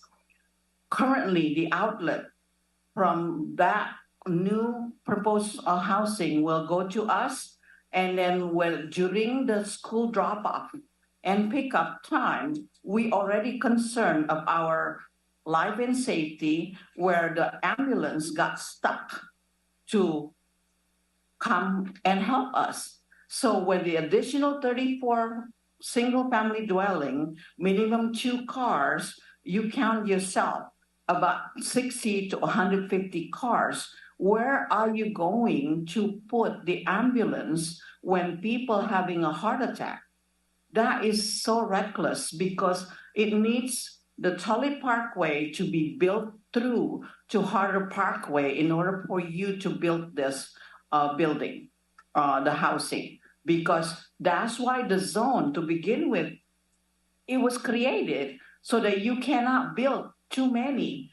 In addition, there are also cul-de-sac in Nick Court and Christina Miller and Mia Loop, also on another 100, almost 100 houses. They all uses Bradley Estate Drive. Where are we going to be going when there is emergency? The only outlet is from Bradley Estates to Blevin and all the way to Stabler Lane. Can you imagine what happened if you do not build that Tully Parkway? It is a nightmare. If I say it frankly, if you approve this, with all due respect, mayor and council members, it's reckless disregard for the life and safety of the residents on Bradley Estates, and also Nick Court, Mia Loop, and then Christina Miller. Because currently we are already worrying about how we could be helped during those hours when traffic doesn't move at all, and it go backed up all the way to Blevin on Turin Road. I thank you for your attention, and please consider life and safety. And then I commend all this fire chief to put all those safety measure for us. It shows your commitment for public safety, and I commend you, and I'm proud to be a resident. I lived there for 20 years now, but I hope you do pay attention for this. Do not build it until the Tully Parkway are built through, because the builders should build it. It should not be done any other ways. Thank you. Thank you.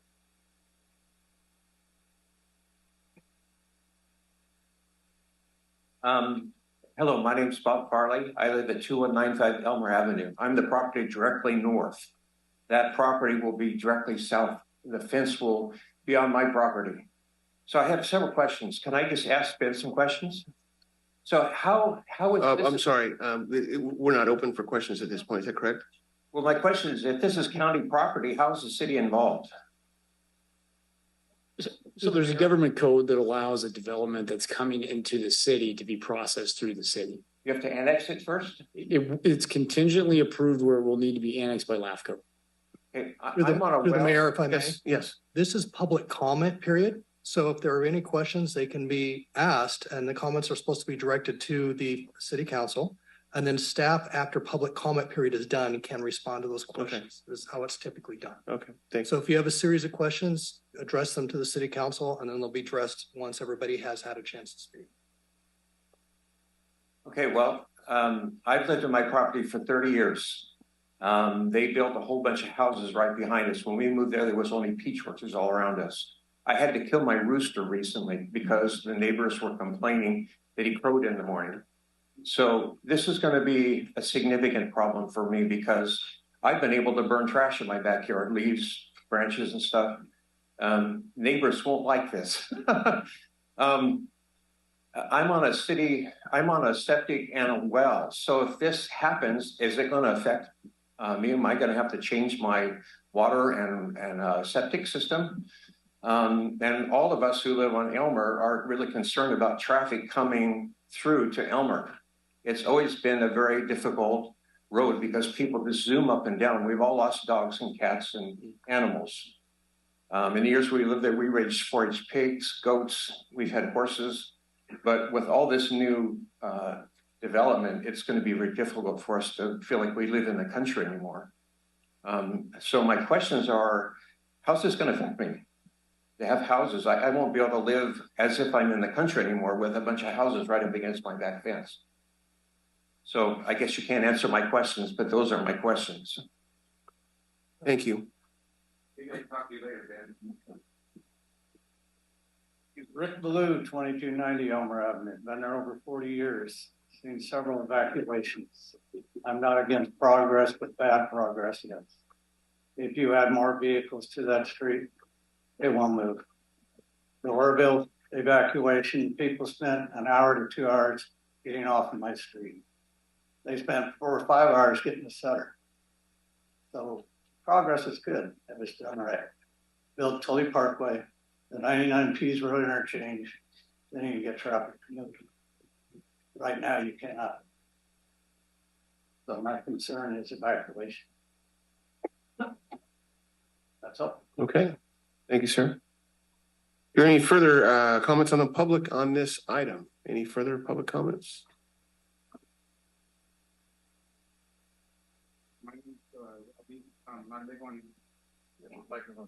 My name's Ravi. I live on Bradley Estates, and I kind of agree with her because I have a 5-year-old daughter that goes to the school, Butte Vista, right there.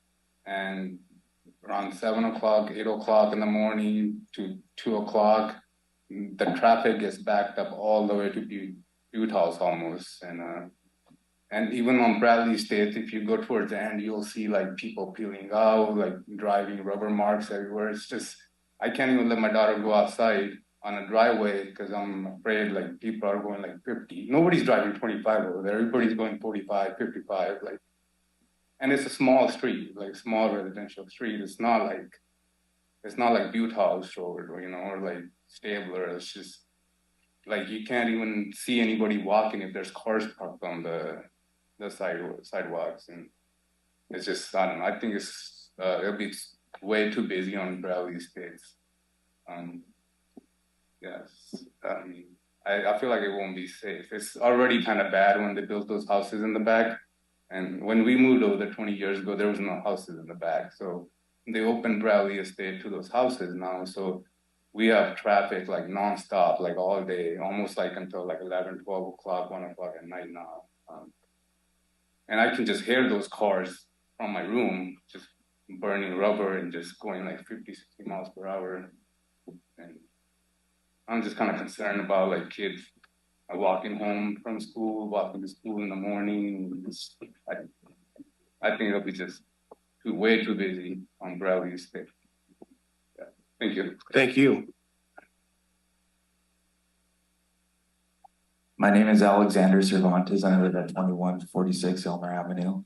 And I purchased the property approximately a year ago with my wife to live in the country. I want to keep it country. I'm in direct opposition of this progress. I just want to let that known. Thank you. Thank you. I'm AJ Hyatt. I live at 1903 Elmer Avenue, and this property is not immediately adjacent to me. And I agree with the speakers who say the infrastructure needs to be improved because traffic is seriously a problem.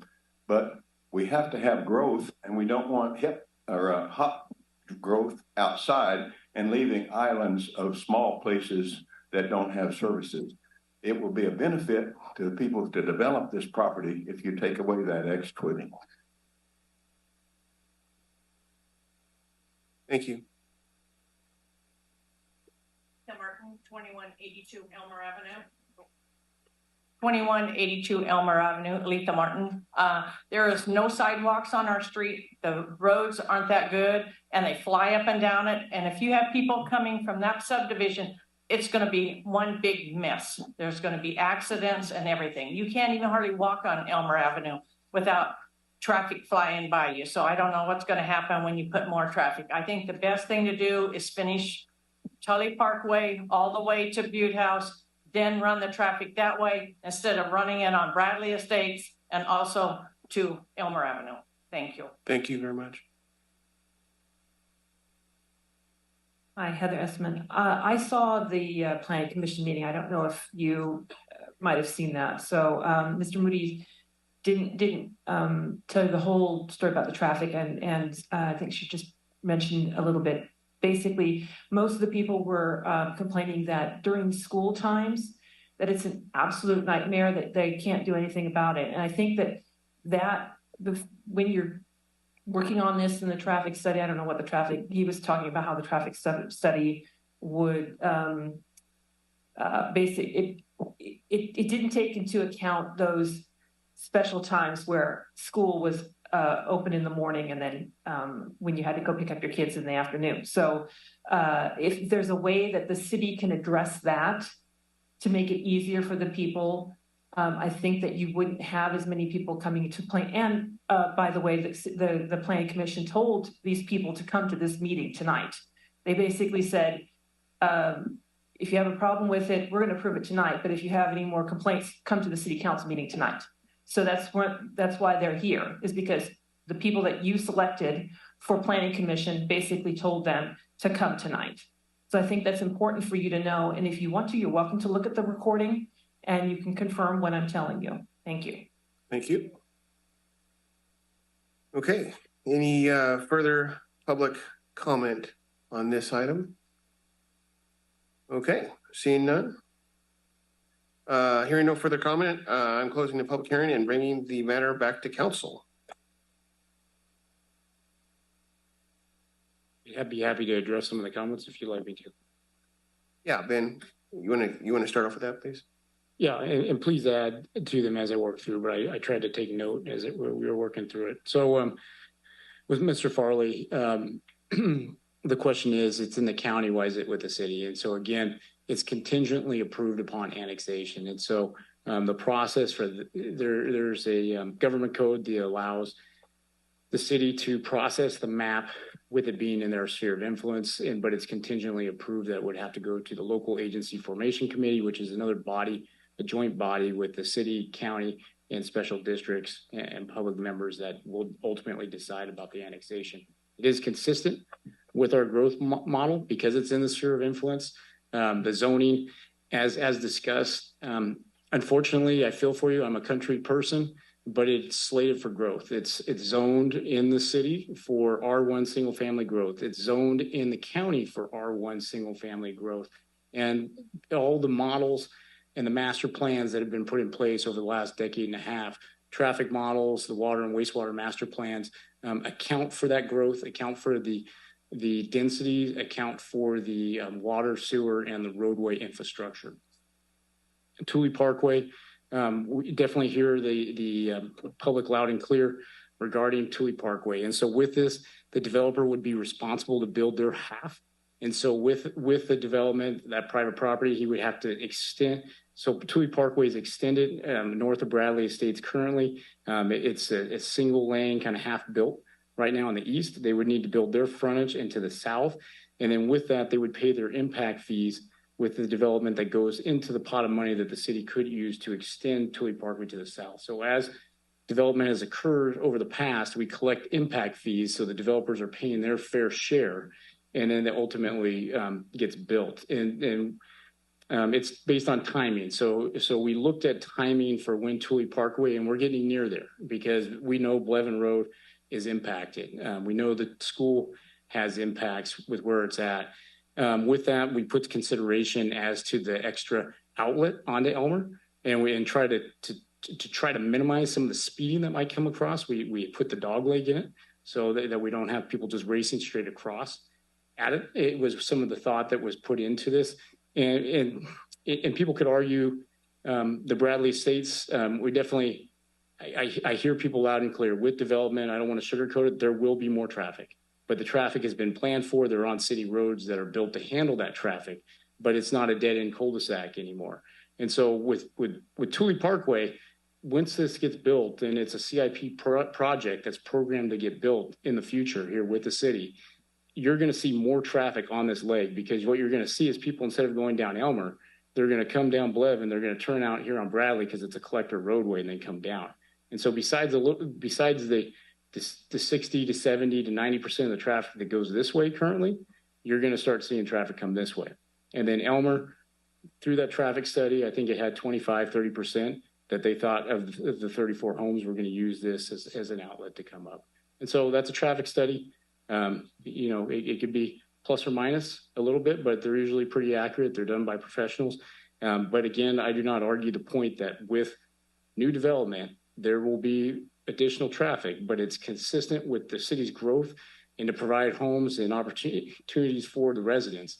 This is where the property owner has decided to develop within city standards and city infrastructure.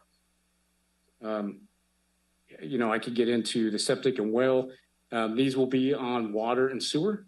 So if anything, it would provide those extensions to be closer for connection onto Elmer, but those do not necessarily affect that situation.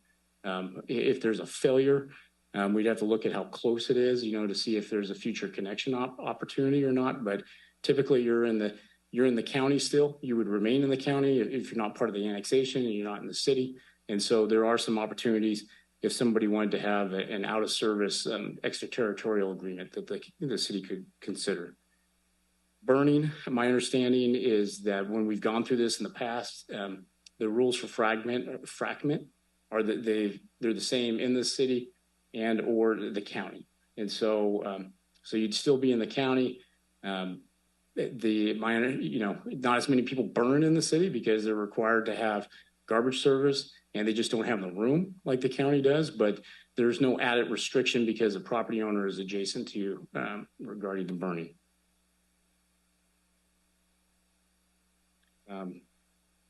I'd be happy to add any more to that.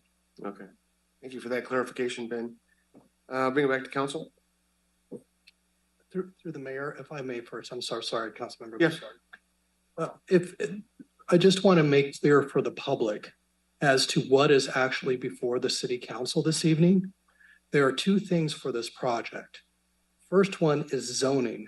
Zoning is basically how can I use this property? And your current zoning out there with the X20 is not lawful. It's not consistent with your general plan. And so staff are saying, let's make it consistent with the general plan. That's what's before you tonight. The second half is this tentative map that has been contingently approved by the Planning Commission. And under that tentative map, it shows houses being built there. It shows roadways. It has conditions of approval, such as heights of buildings, perhaps, or other sorts of things that go along with this. That is not before the council tonight, and the council does not have any authority to change that this evening because the proper notices and procedures haven't gone forward in order to do that. So the limited issue before the council this evening is the X20 consistent with the general plan or not? However, there's still options for members of the public if they are not happy with the conditions of approval or the tentative map that was approved by the Planning Commission. And that is, once this ordinance is approved, assuming the city council wants to move forward on the zoning, there's going to be two readings. This is the first meeting, and then there's going to be a second meeting. And assuming that the second meeting is approved, it doesn't take effect until 30 days. Once that 30 days runs, or even before then, the Planning Commission approval of the tentative map now becomes final. And I can't recall whether you can file appeal within 10 days or 15 days. Is it 10? 10 days. So you would then have 10 days to file an appeal with the city clerk to raise the matter up to the city council. Only then would the city council have authority to be able to look at the conditions of the map. So for tonight, the sole thing before the city council, and they're kind of limited in what they can do, is whether this zoning ordinance is actually consistent with our general plan. And the zoning ordinance, I will just tell you, is not consistent with your general plan. Thank you. Thank you, City Attorney. And just for clarification, I am closing public hearing. I'll bring it back to council for discussion. Thank you, Mr. City Attorney, and for clarifying a lot of that. Ben, I just have a couple quick questions, and then maybe a comment. When you talk about Thule Parkway and timing, I know ultimately we're responsible for that, the project and getting that done. Where in your department are you at with that project? So where we're at is that we're focusing on Walton and Garden Highway. There is a project in the CIP that's programmed for the extension of Thule Parkway to Butte House with Queens Avenue. That's programmed, and we have plans that are about 80% done. And so, so it really comes to priority and money. And so really this adds to the pot of money, and really looking at that this might be one of the last developments until some sort of type of Thule Parkway is built. It might not be the full road width. It might be a 2-lane road along the wall until there's an ultimate parkway with medians and landscapes in order to have that facility. But, I don't want to overestimate, but you're probably 5 years out unless it's prioritized really that this is a push for the council to make happen. Or the development occurs and the commensurate funding. Oh, absolutely. If a big project comes forward in that area, there's a lot of land to the north with some big subdivision blocks. Any of those that would come through, that would be the trigger that says now it's time, and the city would coordinate a construction with that. The second question I have is, because this is not in the city and there's a lot of process beforehand, and including that which the city attorney, this is going to have to go to LAFCO. Best case scenario on when something might be coming out of the ground for that particular project. My understanding is that they've coordinated with LAFCO, and they meet bi-monthly. So I would guess at least 4 months out for taking it to LAFCO. This project, the developer is here. He could probably speak to that. My crystal ball says residential development hit some times with financing, and you got to find that right builder for 34 homes with some specialty lots that, he might be a little ways out, but he could definitely add to it. But it's really hard to hit this construction season. I couldn't see how that would happen. And then based on the financing and where he's at, I think the best case would be next year and maybe realistically a couple of years. Thanks. The comments I would make, number one is, I travel Blevin Road, had kids that went to school at Butte Vista, and trust me, when that school went in, there was a lot of pushback because we knew there were going to be traffic issues. I was a fire chief at the time, and there's this thing called the state, and then there's this thing called the city. And if a school district wants to place a school someplace, guess what? They get to place it there. And if you go to any of our school, I'm not saying that this makes it right, but I think any morning or any afternoon that you go to a school, you're going to see a congestion. And, that's not a great answer. It's not meant to be, but it's a reality. I wish there was something more we could do about that. For those of you who live on the edge of the city as it continues to do its growth, that's always an awkward thing for us up here. I respect where you live. I respect the fact that what you once had may not be what it ends up being. And there's no good answer for me to say that to you. For those of you who think that coming into the city is going to be this big onerous thing, we're going to have to hook up to water or sewer. That's just not the fact, not unless your systems fail. And as Mr. Moody mentioned, with the services, if this develops, when this develops, the services are that much closer to you for options. Again, not necessarily the best answer in the world, but nonetheless, that's a reality. As the city attorney mentioned, what we're deciding tonight isn't to go ahead on this particular development process. It's a zoning issue. And as he said, please correct me if I'm wrong, what we have in place right now is not legal. So I hope you understand some of the challenge that we're looking at tonight with this particular issue. Thank you. Thank you.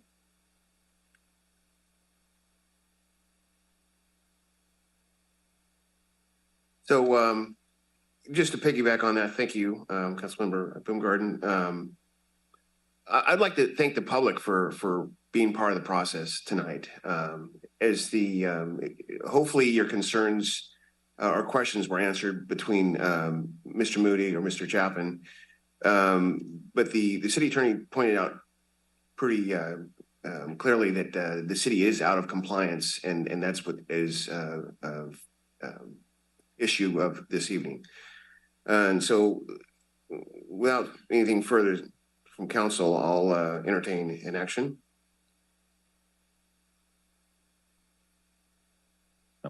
Mayor, I move that we introduce an ordinance of the City Council of the City of Yuba City approving environmental assessment 22-13 by adopting a mitigated negative declaration prepared for RZ 2207 and TSM 2208 and rezoning assessor parcels 17066 003 005 and 021 from R1X20 to R1, located on the west side of Thule Parkway across from the terminus of Bradley Estates Drive and bordering the east side of Elmer, and waive the first reading. I've got a motion from Councilmember Shaw and a second from the Vice Mayor. All those in favor say aye. Aye. Aye. All those opposed say nay. Motion carries. Thank you, Mr. Moody.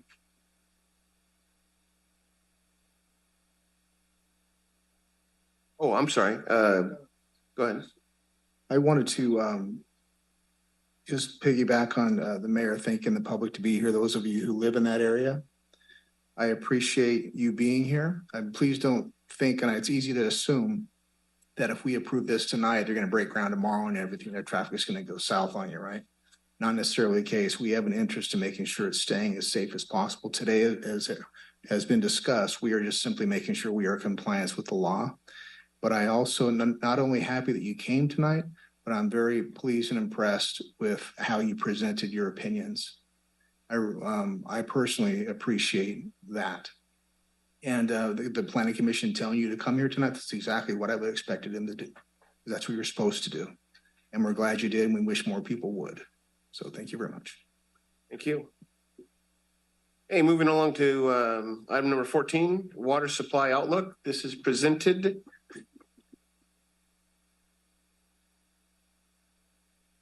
by Phil Mahler, Deputy Director of Public Works Utilities. You have the floor, sir.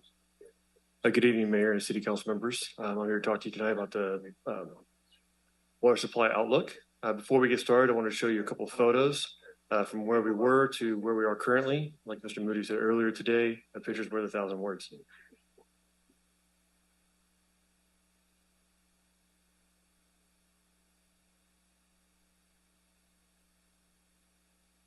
Yeah, I appreciate it. Thanks.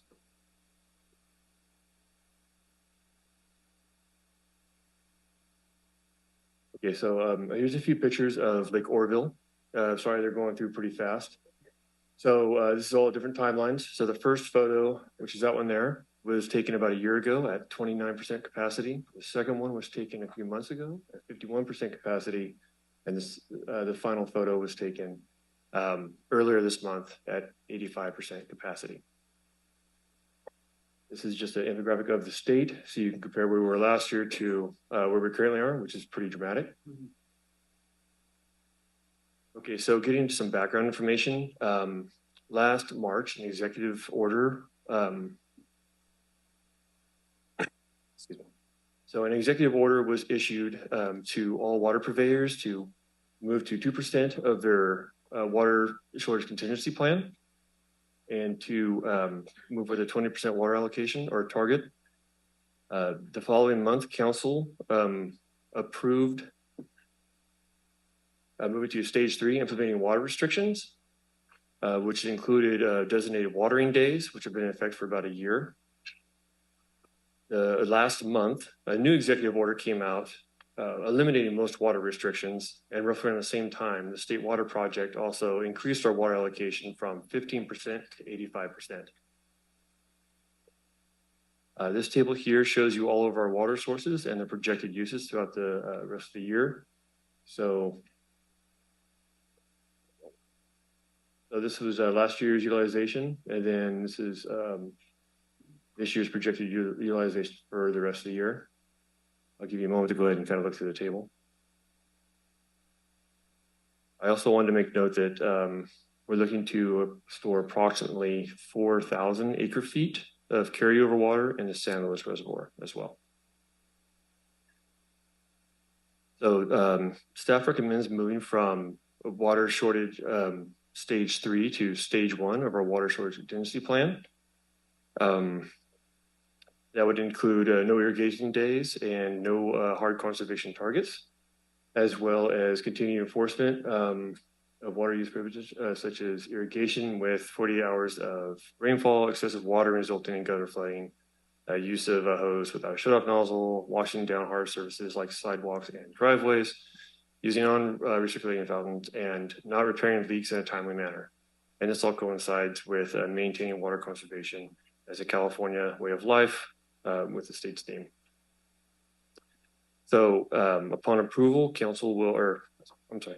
staff will send out notices to customers in the next utility bill, letting them know the changes. We'll also remove all stage 3 outstream materials from circulation, continue to respond to water waste violations. We'll continue to construct and develop new water sources, pursue opportunities to capitalize on and secure water supplies. Staff recommends adopting a resolution declaring that water supply conditions are such that they dictate and justify the reduction of mandatory conservation measures from stage 3 severe shortage to stage 1 water alert of the water shortage contingency plan. I'd be happy to answer any questions you may have. Okay, thank you for that presentation. We do have a speaker card from Heather Espin.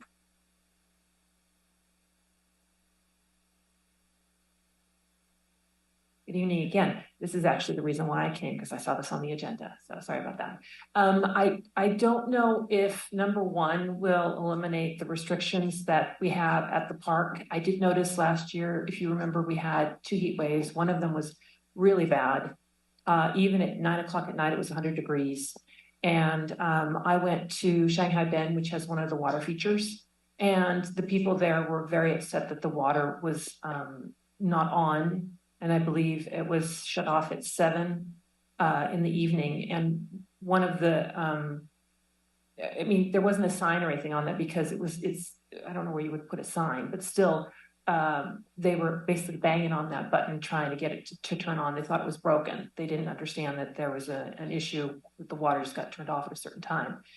And if that does happen going forward, because I don't know, I mean, it's rained a little bit. I remember 2017, how it rained a lot and we still had a drought afterwards and we were restricting things. So it shouldn't be that it rains a little bit one winter and all of a sudden now the drought's over. We'll have to see. But if we can get it so that, I don't know, maybe they can tell us whether or not that level 1 will allow for them to have the water on when it's really hot like that at the park for a little bit longer. That would be much appreciated from the people that were there. They were very upset that the water was off. So if we could keep that water on, I think Brad told me last night that it would be on till 9 or something like that normally, but that they had lowered it down due to the water restrictions. So if we could get that, so that, because in the evening it's still light, right, at 9 and 10 o'clock at night. And when it's 100 degrees outside still, there were kids that were trying to use the water feature and it didn't work. But that's why I came here for today. Thank you. Thank you. Any further comments from the public on this item? Any further public comments? Okay, I'll bring it back to council for discussion or action. I have a quick question. Thanks for the presentation. Are we still doing the rebates for the various items like the toilets and stuff? That doesn't go away with? Yes, we are. Thank you. That's all I had. Any further comments? Okay, we'll entertain some action from the council. Through the mayor. Yes. Move to adopt a resolution declaring that water supply conditions are such that they dictate and justify the reduction of mandatory conservation measures from stage 3 severe shortage to stage 1 water alert of the water shortage contingency plan. I've got a motion from Councilmember Boomgarden. Second. And a second from Councilmember Pasquale. All those in favor say aye. Aye. Aye. All those opposed say nay. Ayes have it. Motion carries. Thank you, sir. Moving to agenda item 15. Second groundwater well award for construction of phase 2 and amend professional services agreement. And this is presented by, looks like Mr. Ben Moody again. Okay. You got me again. So You got the floor, sir. Well, this is it really, as all of these is done with a team effort, and we have a good team helping me. So so this item coming off of the water outlook is directly connected to the installation of our new groundwater well. So we have one at the water treatment plant site, and this would be the second. So groundwater well number 2 at the water treatment site. And so I'll get into this item here a little bit. And so some background, a few years back, we received $750,000 through the U.S. Bureau of Reclamation to help with the drought resiliency grant. We contracted with Wes Yost, who's a consultant design professional in the utility world, to help set up that design for an industrial level potable water source. And so over that time, we've been working on the design, implementing it. And so in order to help speed up the project and the time delays associated with the above ground equipment, so the motor, some of the pumping equipment, the VFDs, the electrical controls, due to the delays, we pushed to break the project into 2. And so then we had the below ground drill the well, and then we have the second phase, which is to install the above ground equipment, generally speaking. And so, so with that, first phase is completed. So they've drilled the hole. We got a great output, 2,500 gallons per minute. I was doing some rough math this morning just to see what does that mean. We just came from that last water outlook as far as how many acre feet, a lot of those numbers that are kind of the numbers that we're looking at. And running at this 2,500 gallons per minute, I threw 75% of that. You know, if you really wanted to run it all year long, that could give you about 3,000 acre feet a year. You know, that wouldn't be our priority because of the extra cost to pump and the additional treatment, but it's definitely a real value to the system, especially when we go into those drought conditions because of the permits that we have, the licensing through the river, that when there's no water flowing down the river, there's no water. And so it really gives a real option. And then the cost of water it gets expensive. We were seeing numbers up to $800 an acre foot. So you run some numbers real quick, 3,000 gallons, 3,000 acre feet, you're $2.4 million a year. And so this is not a cheap project, but it's going to be part of the city's infrastructure and be a resource for us for years to come. So that's a little bit of the background. So phase 2, staff came to the city council March 8th, where council approved the plans and specs. It was put out to bid. And so the good news is that the bids came in well. They were below the engineer's estimate, and Auburn Constructors, relatively local company that's done work with the city before. And so we've worked with them, and it's nice seeing a price that's not been with the inflation being just blowing out our estimates constantly. So with that, one of the action items tonight is to recommend award to Auburn Constructors for that phase 2 to build the above ground, set the motor, the transformer, the electronic controls, and the pump. And so here's the bad news with it. And so with this, with the push to go into the ground, break the project apart, we ran into some difficulties when they drilled the well. Some equipment got stuck, and we had to drill 2 wells, so 2 holes. And so with that, there was additional burden for the hydrogeologic. So those professionals, the West Yost, they give us those readings where we have to take those soil samples to basically identify where the screens need to go to maximize the water input, to take the bore logs that we need to submit to the county, to the state. And so basically that work pretty much doubled for that in-ground work. And so there's a push with that to move it forward. It was in real time with construction. And then also there was some changes to from the original contract related to the power needs. And so there was originally some thought that the power needs would come from existing facilities, but it turned out that we needed to add additional facilities, which added additional time and et cetera. These guys are expensive. These guys, everybody is a doctor now, and that we see these prices. And so, but definitely staff has reviewed it. They've managed it. They're making sure that we're paying for real value the best we can for the dollars that we can. And so with that, there's this additional cost, and we've put a little bit of fluff into that number, is my understanding. So we're not coming back and dealing with this again to close out the top half. And so, so with that, and then I would also like to say that it's $270 more for this, but overall project costs, there's contingency on the contract of approximately $100,000 from the phase one that we didn't use, and there's also construction savings from the first contract that we didn't use to help offset this. So between the contingency, a delivered well that was cheaper than originally budgeted, and then this bid for the top half coming in better than we originally budgeted, the overall budgeted funds is lower for the total project that we were expecting, but the line item for West Yost and their work is increased, if that makes sense.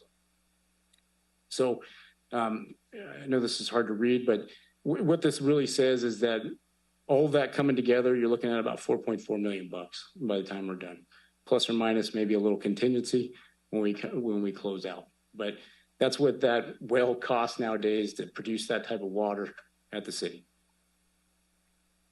And so what I have before you tonight is the recommendations to award the construction contract and to authorize the amendment with West Yost as stated in recommendations A and B. And I'd be happy to answer any questions. Thank you, Mr. Moody. Any public comment on this item? Any public comment on this item? Okay, seeing none, I'll bring it back to council for questions and or action.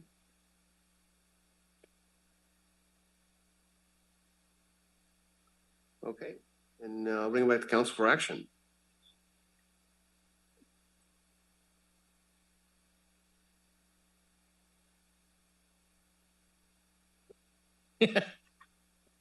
I'm the reader tonight.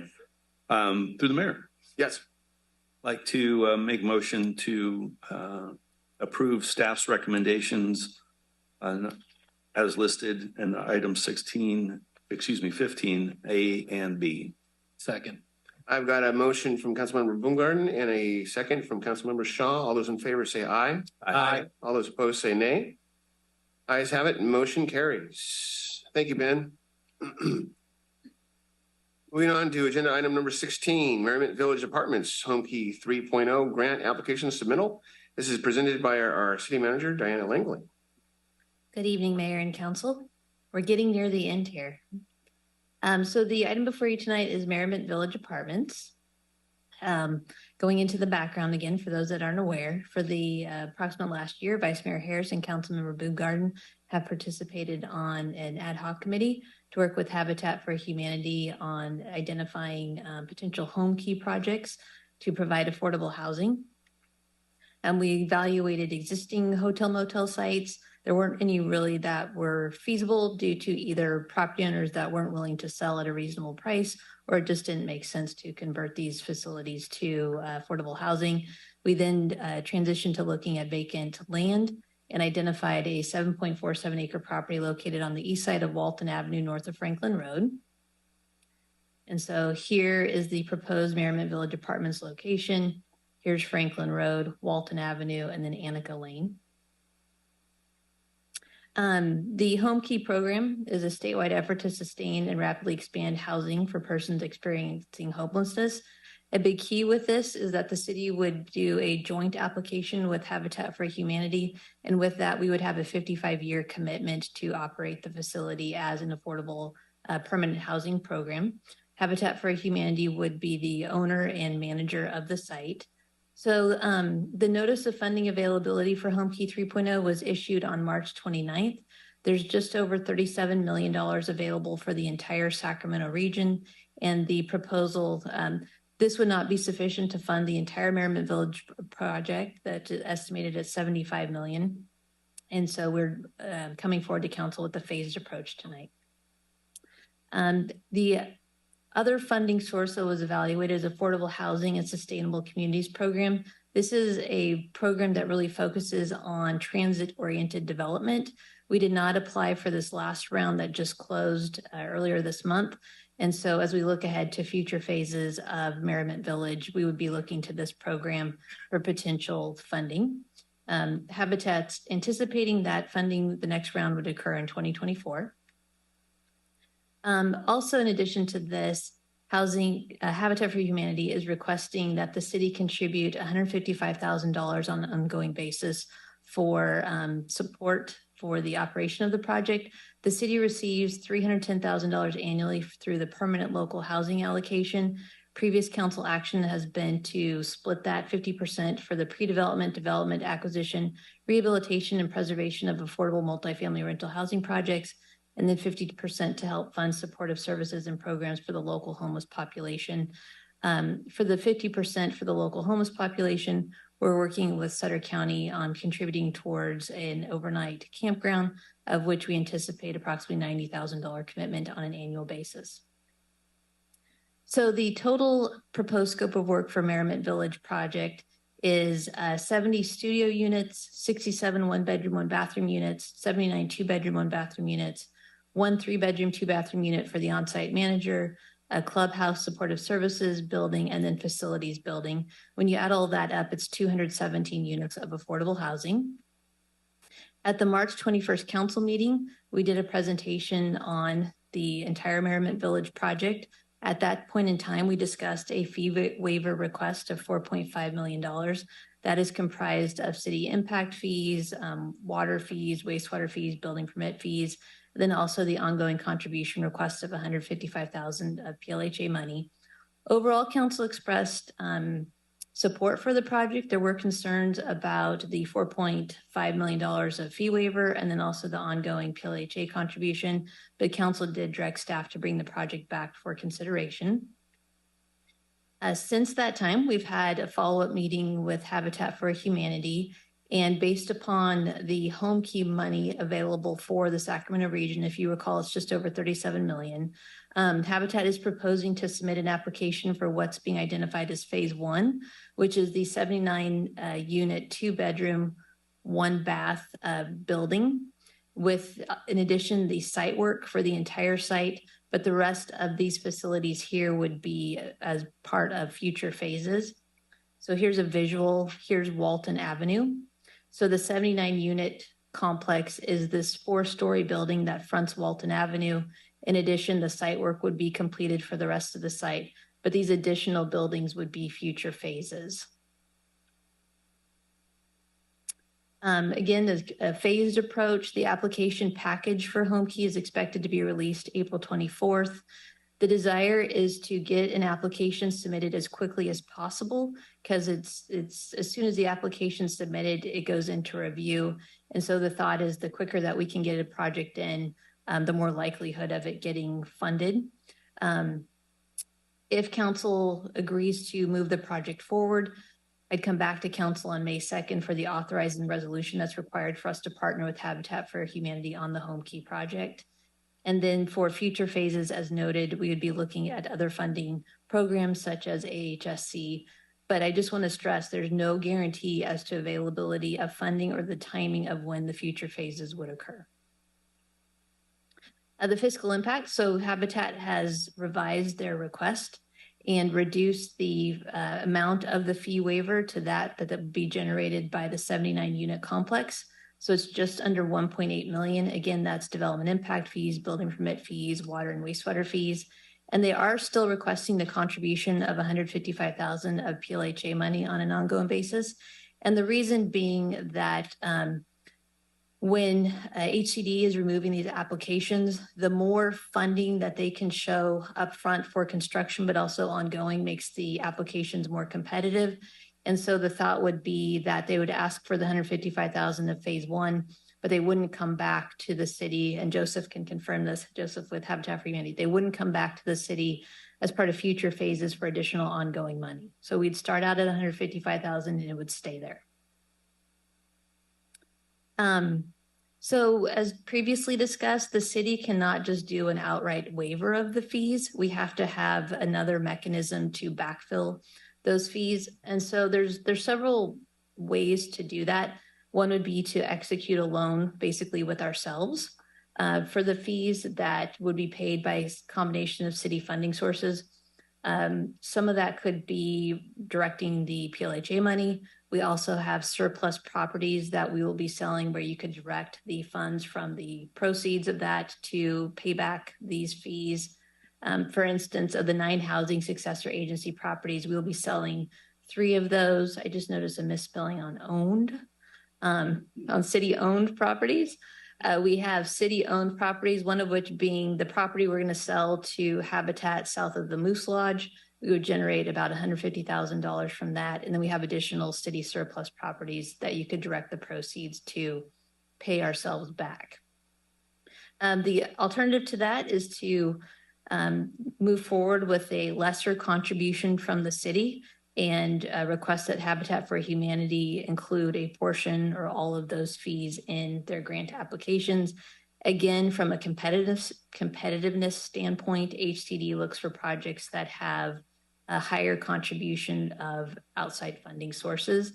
And I'll let Joseph address Habitat's contribution to this project because they do have cash contribution to this project. And with that, alternatives would be to deny the request to submit an application under Home Key 3.0, and this project would just stop right now, modify the city's contribution towards the project, or the recommendation would be to authorize the city manager to continue to work with Habitat for Humanity and bring back the authorizing resolution at the May 2nd council meeting for us to partner with Habitat on a Home Key 3.0 application. So with that, Joseph, is there anything that you'd like to add, or we can go straight to council questions? Okay, I'll give Joseph a minute to contribute. Thank you, Mayor and City Council. Appreciate time being here tonight. So I did want to mention, so Habitat's contribution, we're going to pay for the purchase of the property as well as provide in-kind funding. We have partners that we've been working with that will provide all the appliances, furniture, elements like that for the site. All in all, it'll be a little over $2 million in between 1.2 million in direct funding that we will pay, obviously utilizing cash, and then in-kind contributions from national partners. So I did want to add that in. Also, one of the elements we looked at, we were talking about leverage and being able to provide for the project. The nice thing about it is once we get an application and we get something approved, it gives you a stronger position for future grants. When people see there's a project developed and that there's a contribution of funding that's already going towards it, or a large grant that's already being utilized, it just helps in acquiring more funding. So this is a phase 1. We do believe that this is leverage. We're going to be able to seek other funding sources that should get this project moving. The goal is still, even though we're doing a phased approach, to do all the land development this year and then start constructing the buildings in 2024. So just wanted to share that. Thank you for that. Do we have any comments from the public on this item? Any comments from the public on this item? Okay, I'll bring it back to council for questions and our action.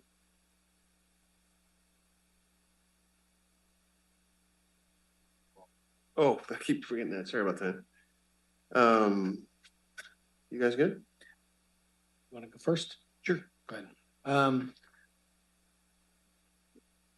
This is a big ask for something that we really can't afford. If you were to bring this project to a bank and I was the banker sitting there and you can't sustain your own project for the next 55 years, I would have grave concern for that. And unfortunately, we are dealing with finances and the city is in a position that we just can't float people loans and such.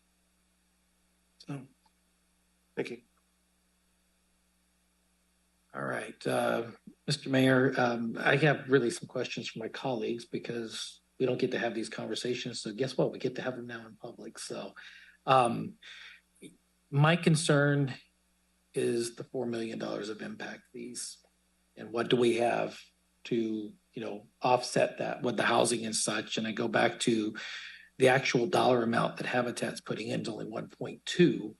I think we probably have that in those other funds that with the house sales and stuff that we could match that, the 1.2 to offset those. So you have 1.4 million in the low moderate income housing asset fund. However, council has obligated $1 million to RHA for their Richland Village apartment project. We are obligated to that through January of 2025. If that project did not move forward, or if they did not receive an extension, then that money would come available. So there's technically $400,000 of that funding available now. I'm going a little, take another step forward because I consider that spent. So we got 400,000, but we've got those houses that can be sold and such. How much is? So there's 9 houses, 3 that are currently vacant. Okay. And so even if they were to sell for $250 each, with the 3 homes, that's $750,000 that could be generated. So with the 3 homes and the 400,000 we have, we could basically match their 1.2 that they're actually putting up in hard money with our impact fees and replace it because we have to put the money back. And so I'm curious if you guys talked about that. How are we going to replace the money that's got to move around out of the general fund or other places? That's a path that I start getting comfortable in. We can sell the 3 homes. We got 400,000. That's a little bit of it. The second is, what has your thoughts been on, 50% of the funds going on a continual basis at 155? And we looked at the performer balance sheet and the profit and loss. It was submitted by Habitat, and it was baked in at a $20,000 deficit when the whole project was. And I get you're looking at it now, but what if we never get to phase 2 and phase 3 with the way this thing is moving? Because this thing it's kind of like we've been here before. It starts over here and now we're over here. And so what if we're sitting here in 3 years and we're still phase 1 and no additional? How can we go back and pull funds back to put towards other projects? Because we know the way that these things work. And you talk about it yourself, Joseph, with the competitiveness. If we throw all of our eggs in this one basket and then we're back in 3 years to go to another, where are we going to get eggs to put in the next basket? So, I'm looking not at just this, I'm looking further down the line, and I'd like to know what your guys' thoughts were, because you guys have been working on this for over a year. So those 2 areas, development impact and the ongoing 155.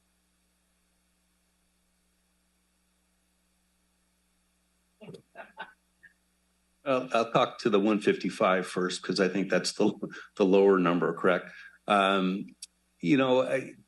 In listening to Thurman's and Associates, the consultants, and listening to Habitat and listening to the other partners on the call, the theory on the 155 has been expressed, which is we have to show some skin in the game to increase competitiveness. Can we afford the 155? And is that some money that's worth spending towards, affordable housing? In my opinion, it certainly is.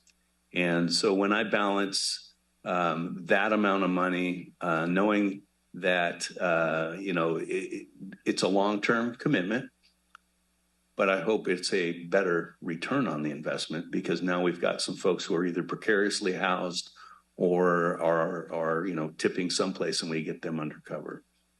As far as, and the theory somewhat carries through for the 1.7, I'm glad that we didn't, at this point, aren't having to discuss 4.5 million. So the phasing, even though it's difficult because the state has slimmed down the money, I think it comes at a good time for us on affordability.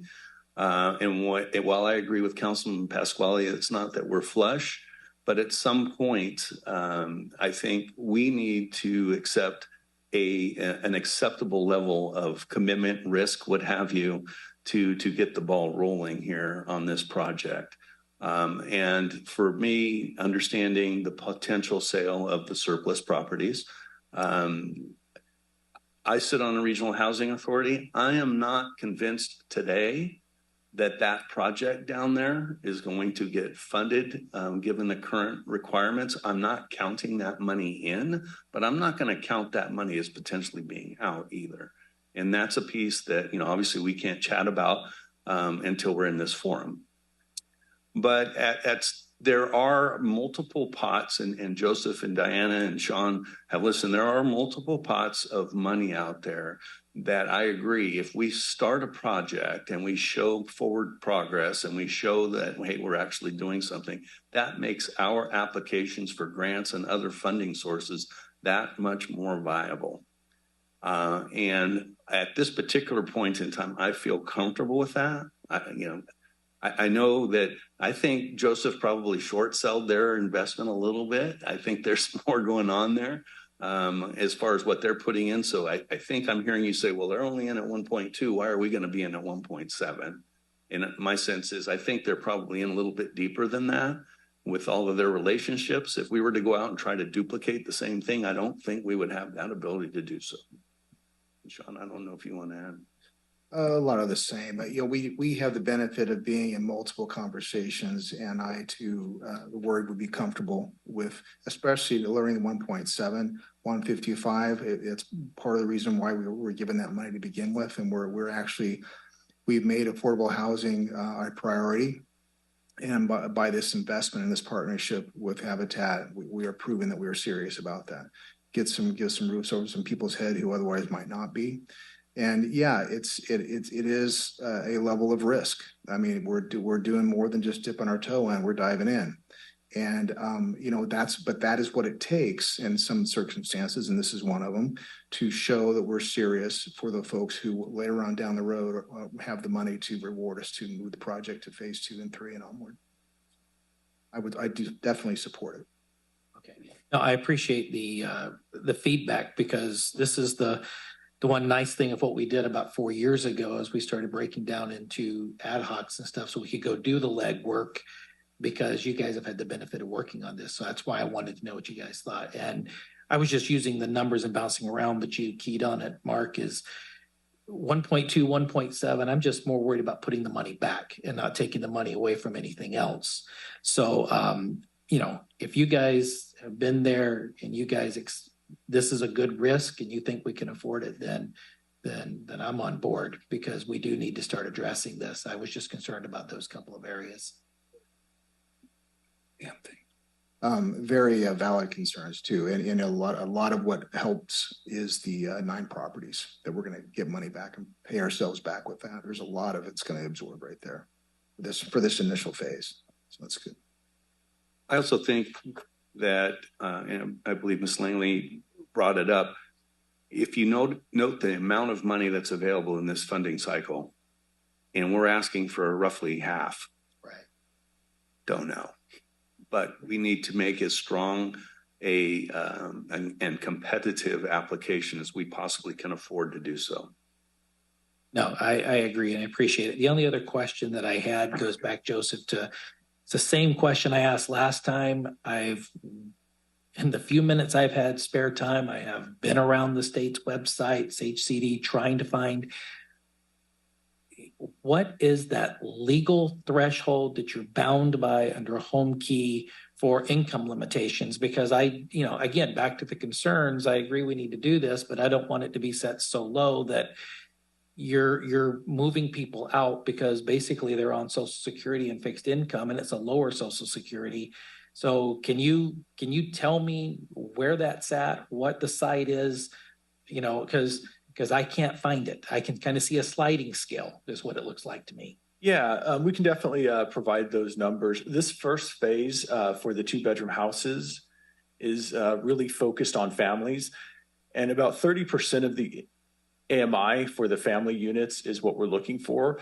When we seek additional sources, we're looking at funding sources in other phases that would be between 50%, 80%, just various amounts, so that we can be able to serve a greater threshold of individuals and families. So I'm hearing you correctly. This phase 1 is going to have a lower threshold, but you're really focusing on family median income percentage. Yeah. So we're going to be dealing with husband and wife, maybe kids, to where we're really, okay. That, you've answered my question. I'm good. And the citation is in page 2 of the home key frequently asked questions. And thank you. So Brian Belay of Thurman Consulting is on Teams right now.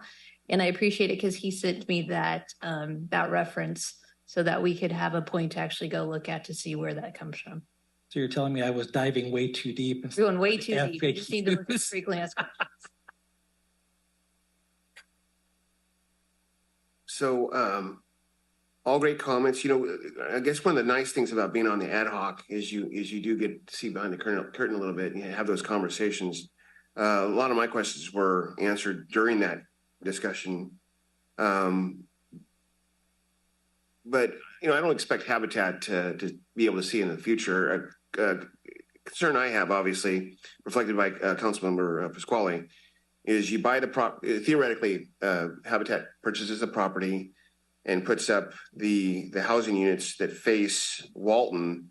And then you mentioned the possibility that, I think the city manager mentioned the possibility of no further funding past that. But what was discussed by Councilmember Shaw, Harris, and Baumgarten was this idea that you've got to be able to show that you're in it. You know, you're in it to win it. So, and I think with anything like that, it comes with a little bit of acceptable risk. And so based on what I've heard this evening, I'd be willing to support this. So I'll bring it back to council for, unless there's any further comments, I'll bring it back to council for action. Through the mayor? Yes. Probably going to surprise Joseph on this one because of different things, but no, I will move that we authorize the city manager to contribute or to continue to work with Habitat for Humanity and apply for Home Key 3.0 funds through the State Department of Housing and Community Development for a 79-unit affordable housing project located at 428 North Walton Avenue, which is phase 1 of the proposed 217-unit Merriman Village Apartments. I've got a motion by Councilmember Shaw. A second. And a second by Councilmember Baumgarten. All those in favor say aye. Aye. All those opposed say nay. Hey. Ayes have it. Motion carries. Thank you, City Manager. Future agenda items. Number 17, future agenda item. This is an opportunity to discuss with the City Manager about items that came up in the meeting this evening that you would like to have brought back to council at a later date. Okay. Moving on along to reports and communications. The following reports and communication items are provided for the council's information. No action can be taken on items under this section unless the council agrees to it. On a subsequent agenda, 18, City Manager's report. All right. So Sunday afternoon, one of our code enforcement officers, Boone, worked with the Yuba City Police Department and Sutter County Ag Department to do a sweep of mobile vendors. And they were able to address some fruit vendors that were not operating under the appropriate standards. And they confiscated approximately an estimated 100 pounds of fruit. And then they also, there were some individuals that were cooking chicken in open air inappropriately. And so there are, I think, 3 different sites that they were able to address with that. And in addition, Boone also had worked 2 previous Friday nights to address mobile vendors. And, you know, the key here is, you know, education, but then also, as we heard at the last council meeting from the Flores family, related to, there's a lot of people coming from the Sacramento region and selling food and things like that in proximity to a lot of our restaurants, and they don't have the appropriate approvals and permits. And so, you know, it's an item that we're addressing. On tomorrow, Ashley, we will be doing a shop talk for professionals at noon at El Zarape. So we encourage professional companies within the city to stop by. Also at the Recology cleanup event that was held in March at the Kmart parking lot, we collected 68,275 pounds of debris from Yuba City citizens. There is a Yuba-Sutter Business Consortium Resource Fair May 2nd at Boyd Hall. Development Services recently issued their April 2023 newsletter. It's posted on the website. If you have a chance, I strongly encourage the public to go look at it. It talks about the projects that have been approved through the Planning Commission. There's a tremendous amount of subdivision maps that have been submitted, which is exciting to see, even though it's hard to see the city expand for those that enjoy the country feel. And then also talks about updates related to the hotels and other projects. The Bridge Street widening project, the contractor Knife River is scheduled to mobilize May 8th, and they will begin the traffic shift so that they can start working on the other side of the street. And then I just want to note, Officer Percy, the press coverage that Officer Percy has received has just been tremendous. And kudos to the police department for really being on the cutting edge for the mental health program, and then taking a bunny that was found on the street and adopting it and putting it towards a really good purpose. So thank you. Thank you. Okay, moving along to City Council reports. We'll begin with Councilmember Boongard. Thank you, Mr. Mayor. Obviously, we've been involved with Home Key. I'm not going to reiterate all that. At Sabufka, Sutter Butte's Flood Control Agency, we had one meeting over the last couple of weeks. The most notable item there is the process of getting the other agencies to begin to buy into the extra, the impact fee for the Sutter Bypass East Levee is underway. And those presentations to those other entities to see if they're willing to participate starts, I believe it starts this week. And for the council's re-information is, I believe we've messaged that, we would like to see everyone participate equally rather than unequally. So we'll have to see how that plays out. Begin the Regional Housing Authority. As I mentioned earlier, we, believe it or not, there are challenges to some of our applications. Richland Village is one of them, which is the bigger unit down south in Richland Housing. And so hopefully there will continue to be opportunities for funding for that, but there are others who are stacking up in front of us because of grant criteria. I appreciate the street vendor issue. Continue to get inquiries as to why we're allowing that. So it's nice that we're able to report back that we aren't allowing it. I know tomorrow we start the budget ad hoc committee process with 2.5 full days of working alongside city staff to take a look at our budget for the upcoming fiscal year. And cap to cap, which is the opportunity for members, elected officials to go back and meet with our regional legislators. I'm going to be meeting with reps or John Garamendi, Ami Berra, and participating in the U.S. House Committee on the Judiciary, all for grants, things like the SAFER grant, other public safety grants, communication money, lobbying on behalf of our folks here, just to make sure that those in Washington, D.C. are aware of the need for those folks to continue to fund those very important programs for us. So with that, that's all I have. Thank you, sir. Moving to Councilmember Pasquale. Thank you, Mayor. I'd like to thank everyone for holding my spot for me when I was sick last meeting. I feel much better now. Prior to that, I was part of the Fire Ops 101 that Councilmember Shaw had referenced earlier on. My comment about they're nodding what they want, but what they need is so ingrained in those firemen that we have employed at this city. I'm very proud of them. It was a very intense training, especially in a box when you're on fire. And it gave me a whole new appreciation for what they do, as well as jumping out of a 4th-story window. The vendor thing was brought to my attention, and the Flores family is in my district. So I went over the next day and met with that family, and they gave me the insight of what was going on. And it is an infiltration of Sacramento people targeting Hispanic Mexican cuisine restaurants and pilfering their customers. It's very simple, and it's very concerned. The Flores families is well established, but there are a lot of the other businesses aren't, and they've got huge mortgages, and they just are.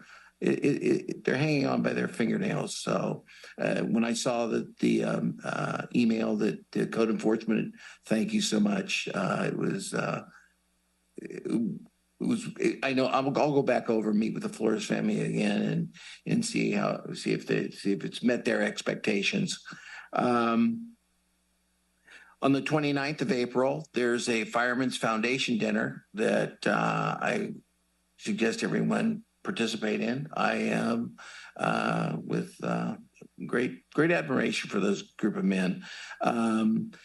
Friday, I was at the Cap to Cap freshman orientation. I am on the Education and Workforce Development Committee, and I've got 3 or 4. I don't know how to navigate the thing on the phone. So anyway, so I'm looking forward to that and bringing our message to our federal people.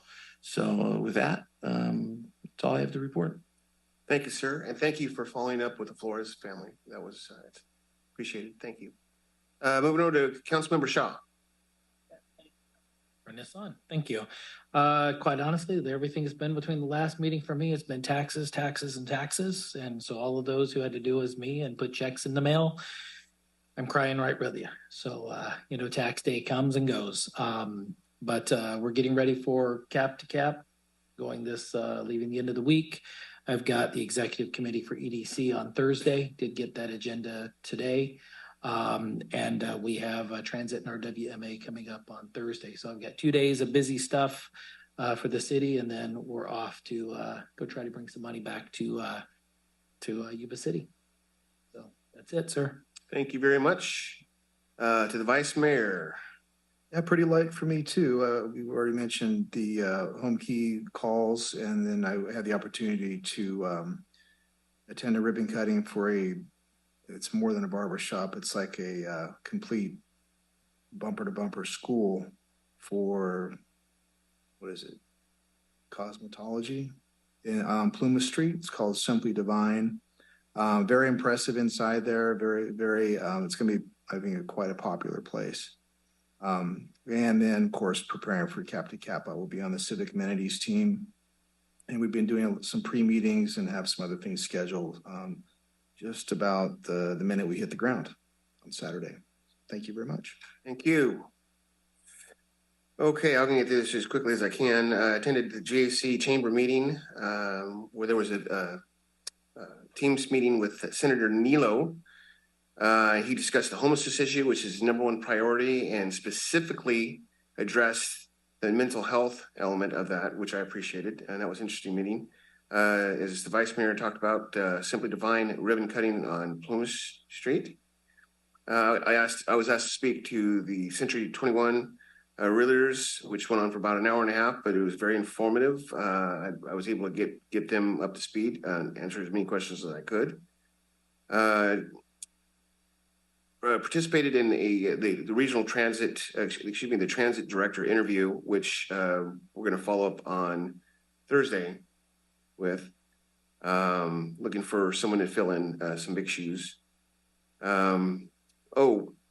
Participated in a meeting with some developers from Fresno that Supervisor Carm Baines was nice enough to bring to the area to show off our great city, and had a great lunch with those folks from all walks of life.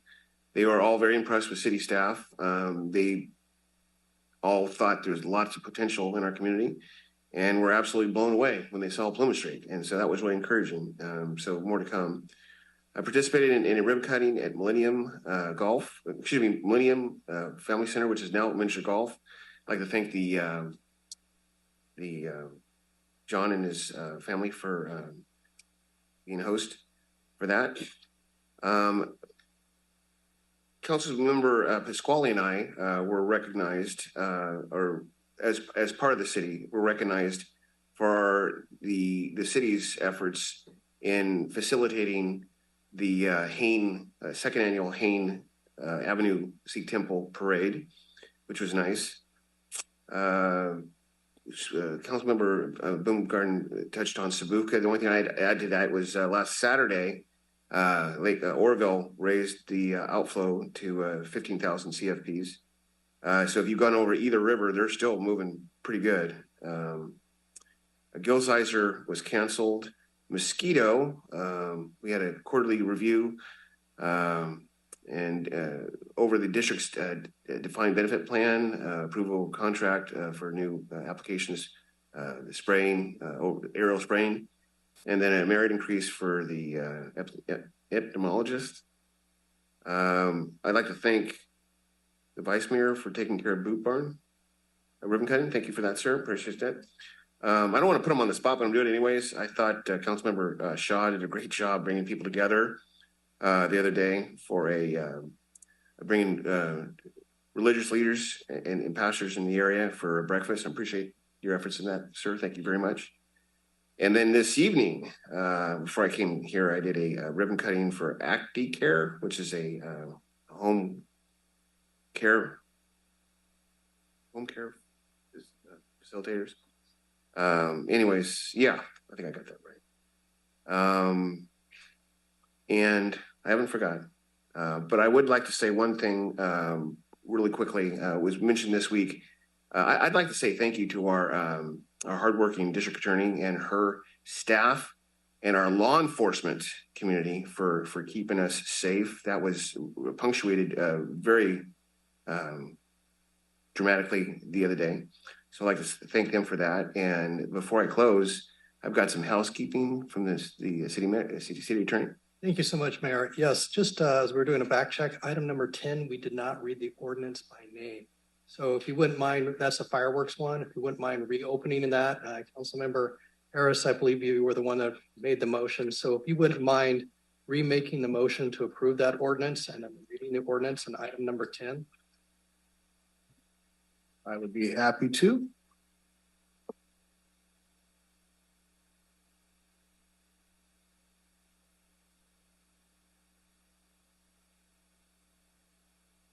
Need to reopen it, or I just? I'll bring it back to council. Agenda item number 10, I'll bring back to council for action. All right. Through the mayor, I move to approve item number 10, B, which is introducing an ordinance of the City Council, Yuba City, regulating the use of fireworks by adding section 4-11.02, discharge of fireworks, of chapter 11, and amending section 4-17.20, exceptions, noise regulations, of chapter 17 and section 5602 of chapter 5, fire prevention, and adding section 5602.2, dangerous fireworks, to section 4-5.02 of chapter 5, all of title 4 of the Yuba City Municipal Code by title only, and waive the first reading. I've got a motion from the Vice Mayor. Second. I've got a second from Councilmember. Hold on. I had to second. He had second. Oh, hold on. So sorry, just to keep the record clear for the city clerk, if we could have the same second, that would be very helpful. Same second. Okay, so I've got a motion from the Vice Mayor. I've got a second from Councilmember Boomgarden. All those in favor say aye. Aye. All those opposed say nay. Ayes have it. Motion carries. And with that, this meeting is adjourned. Thank you, Council. I appreciate it.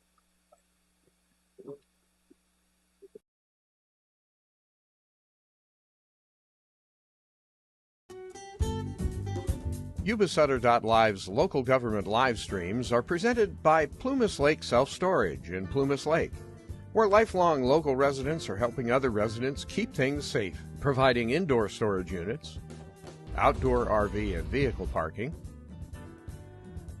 moving supplies, and Penske truck rentals. Details at plumaslakeselfstorage.com.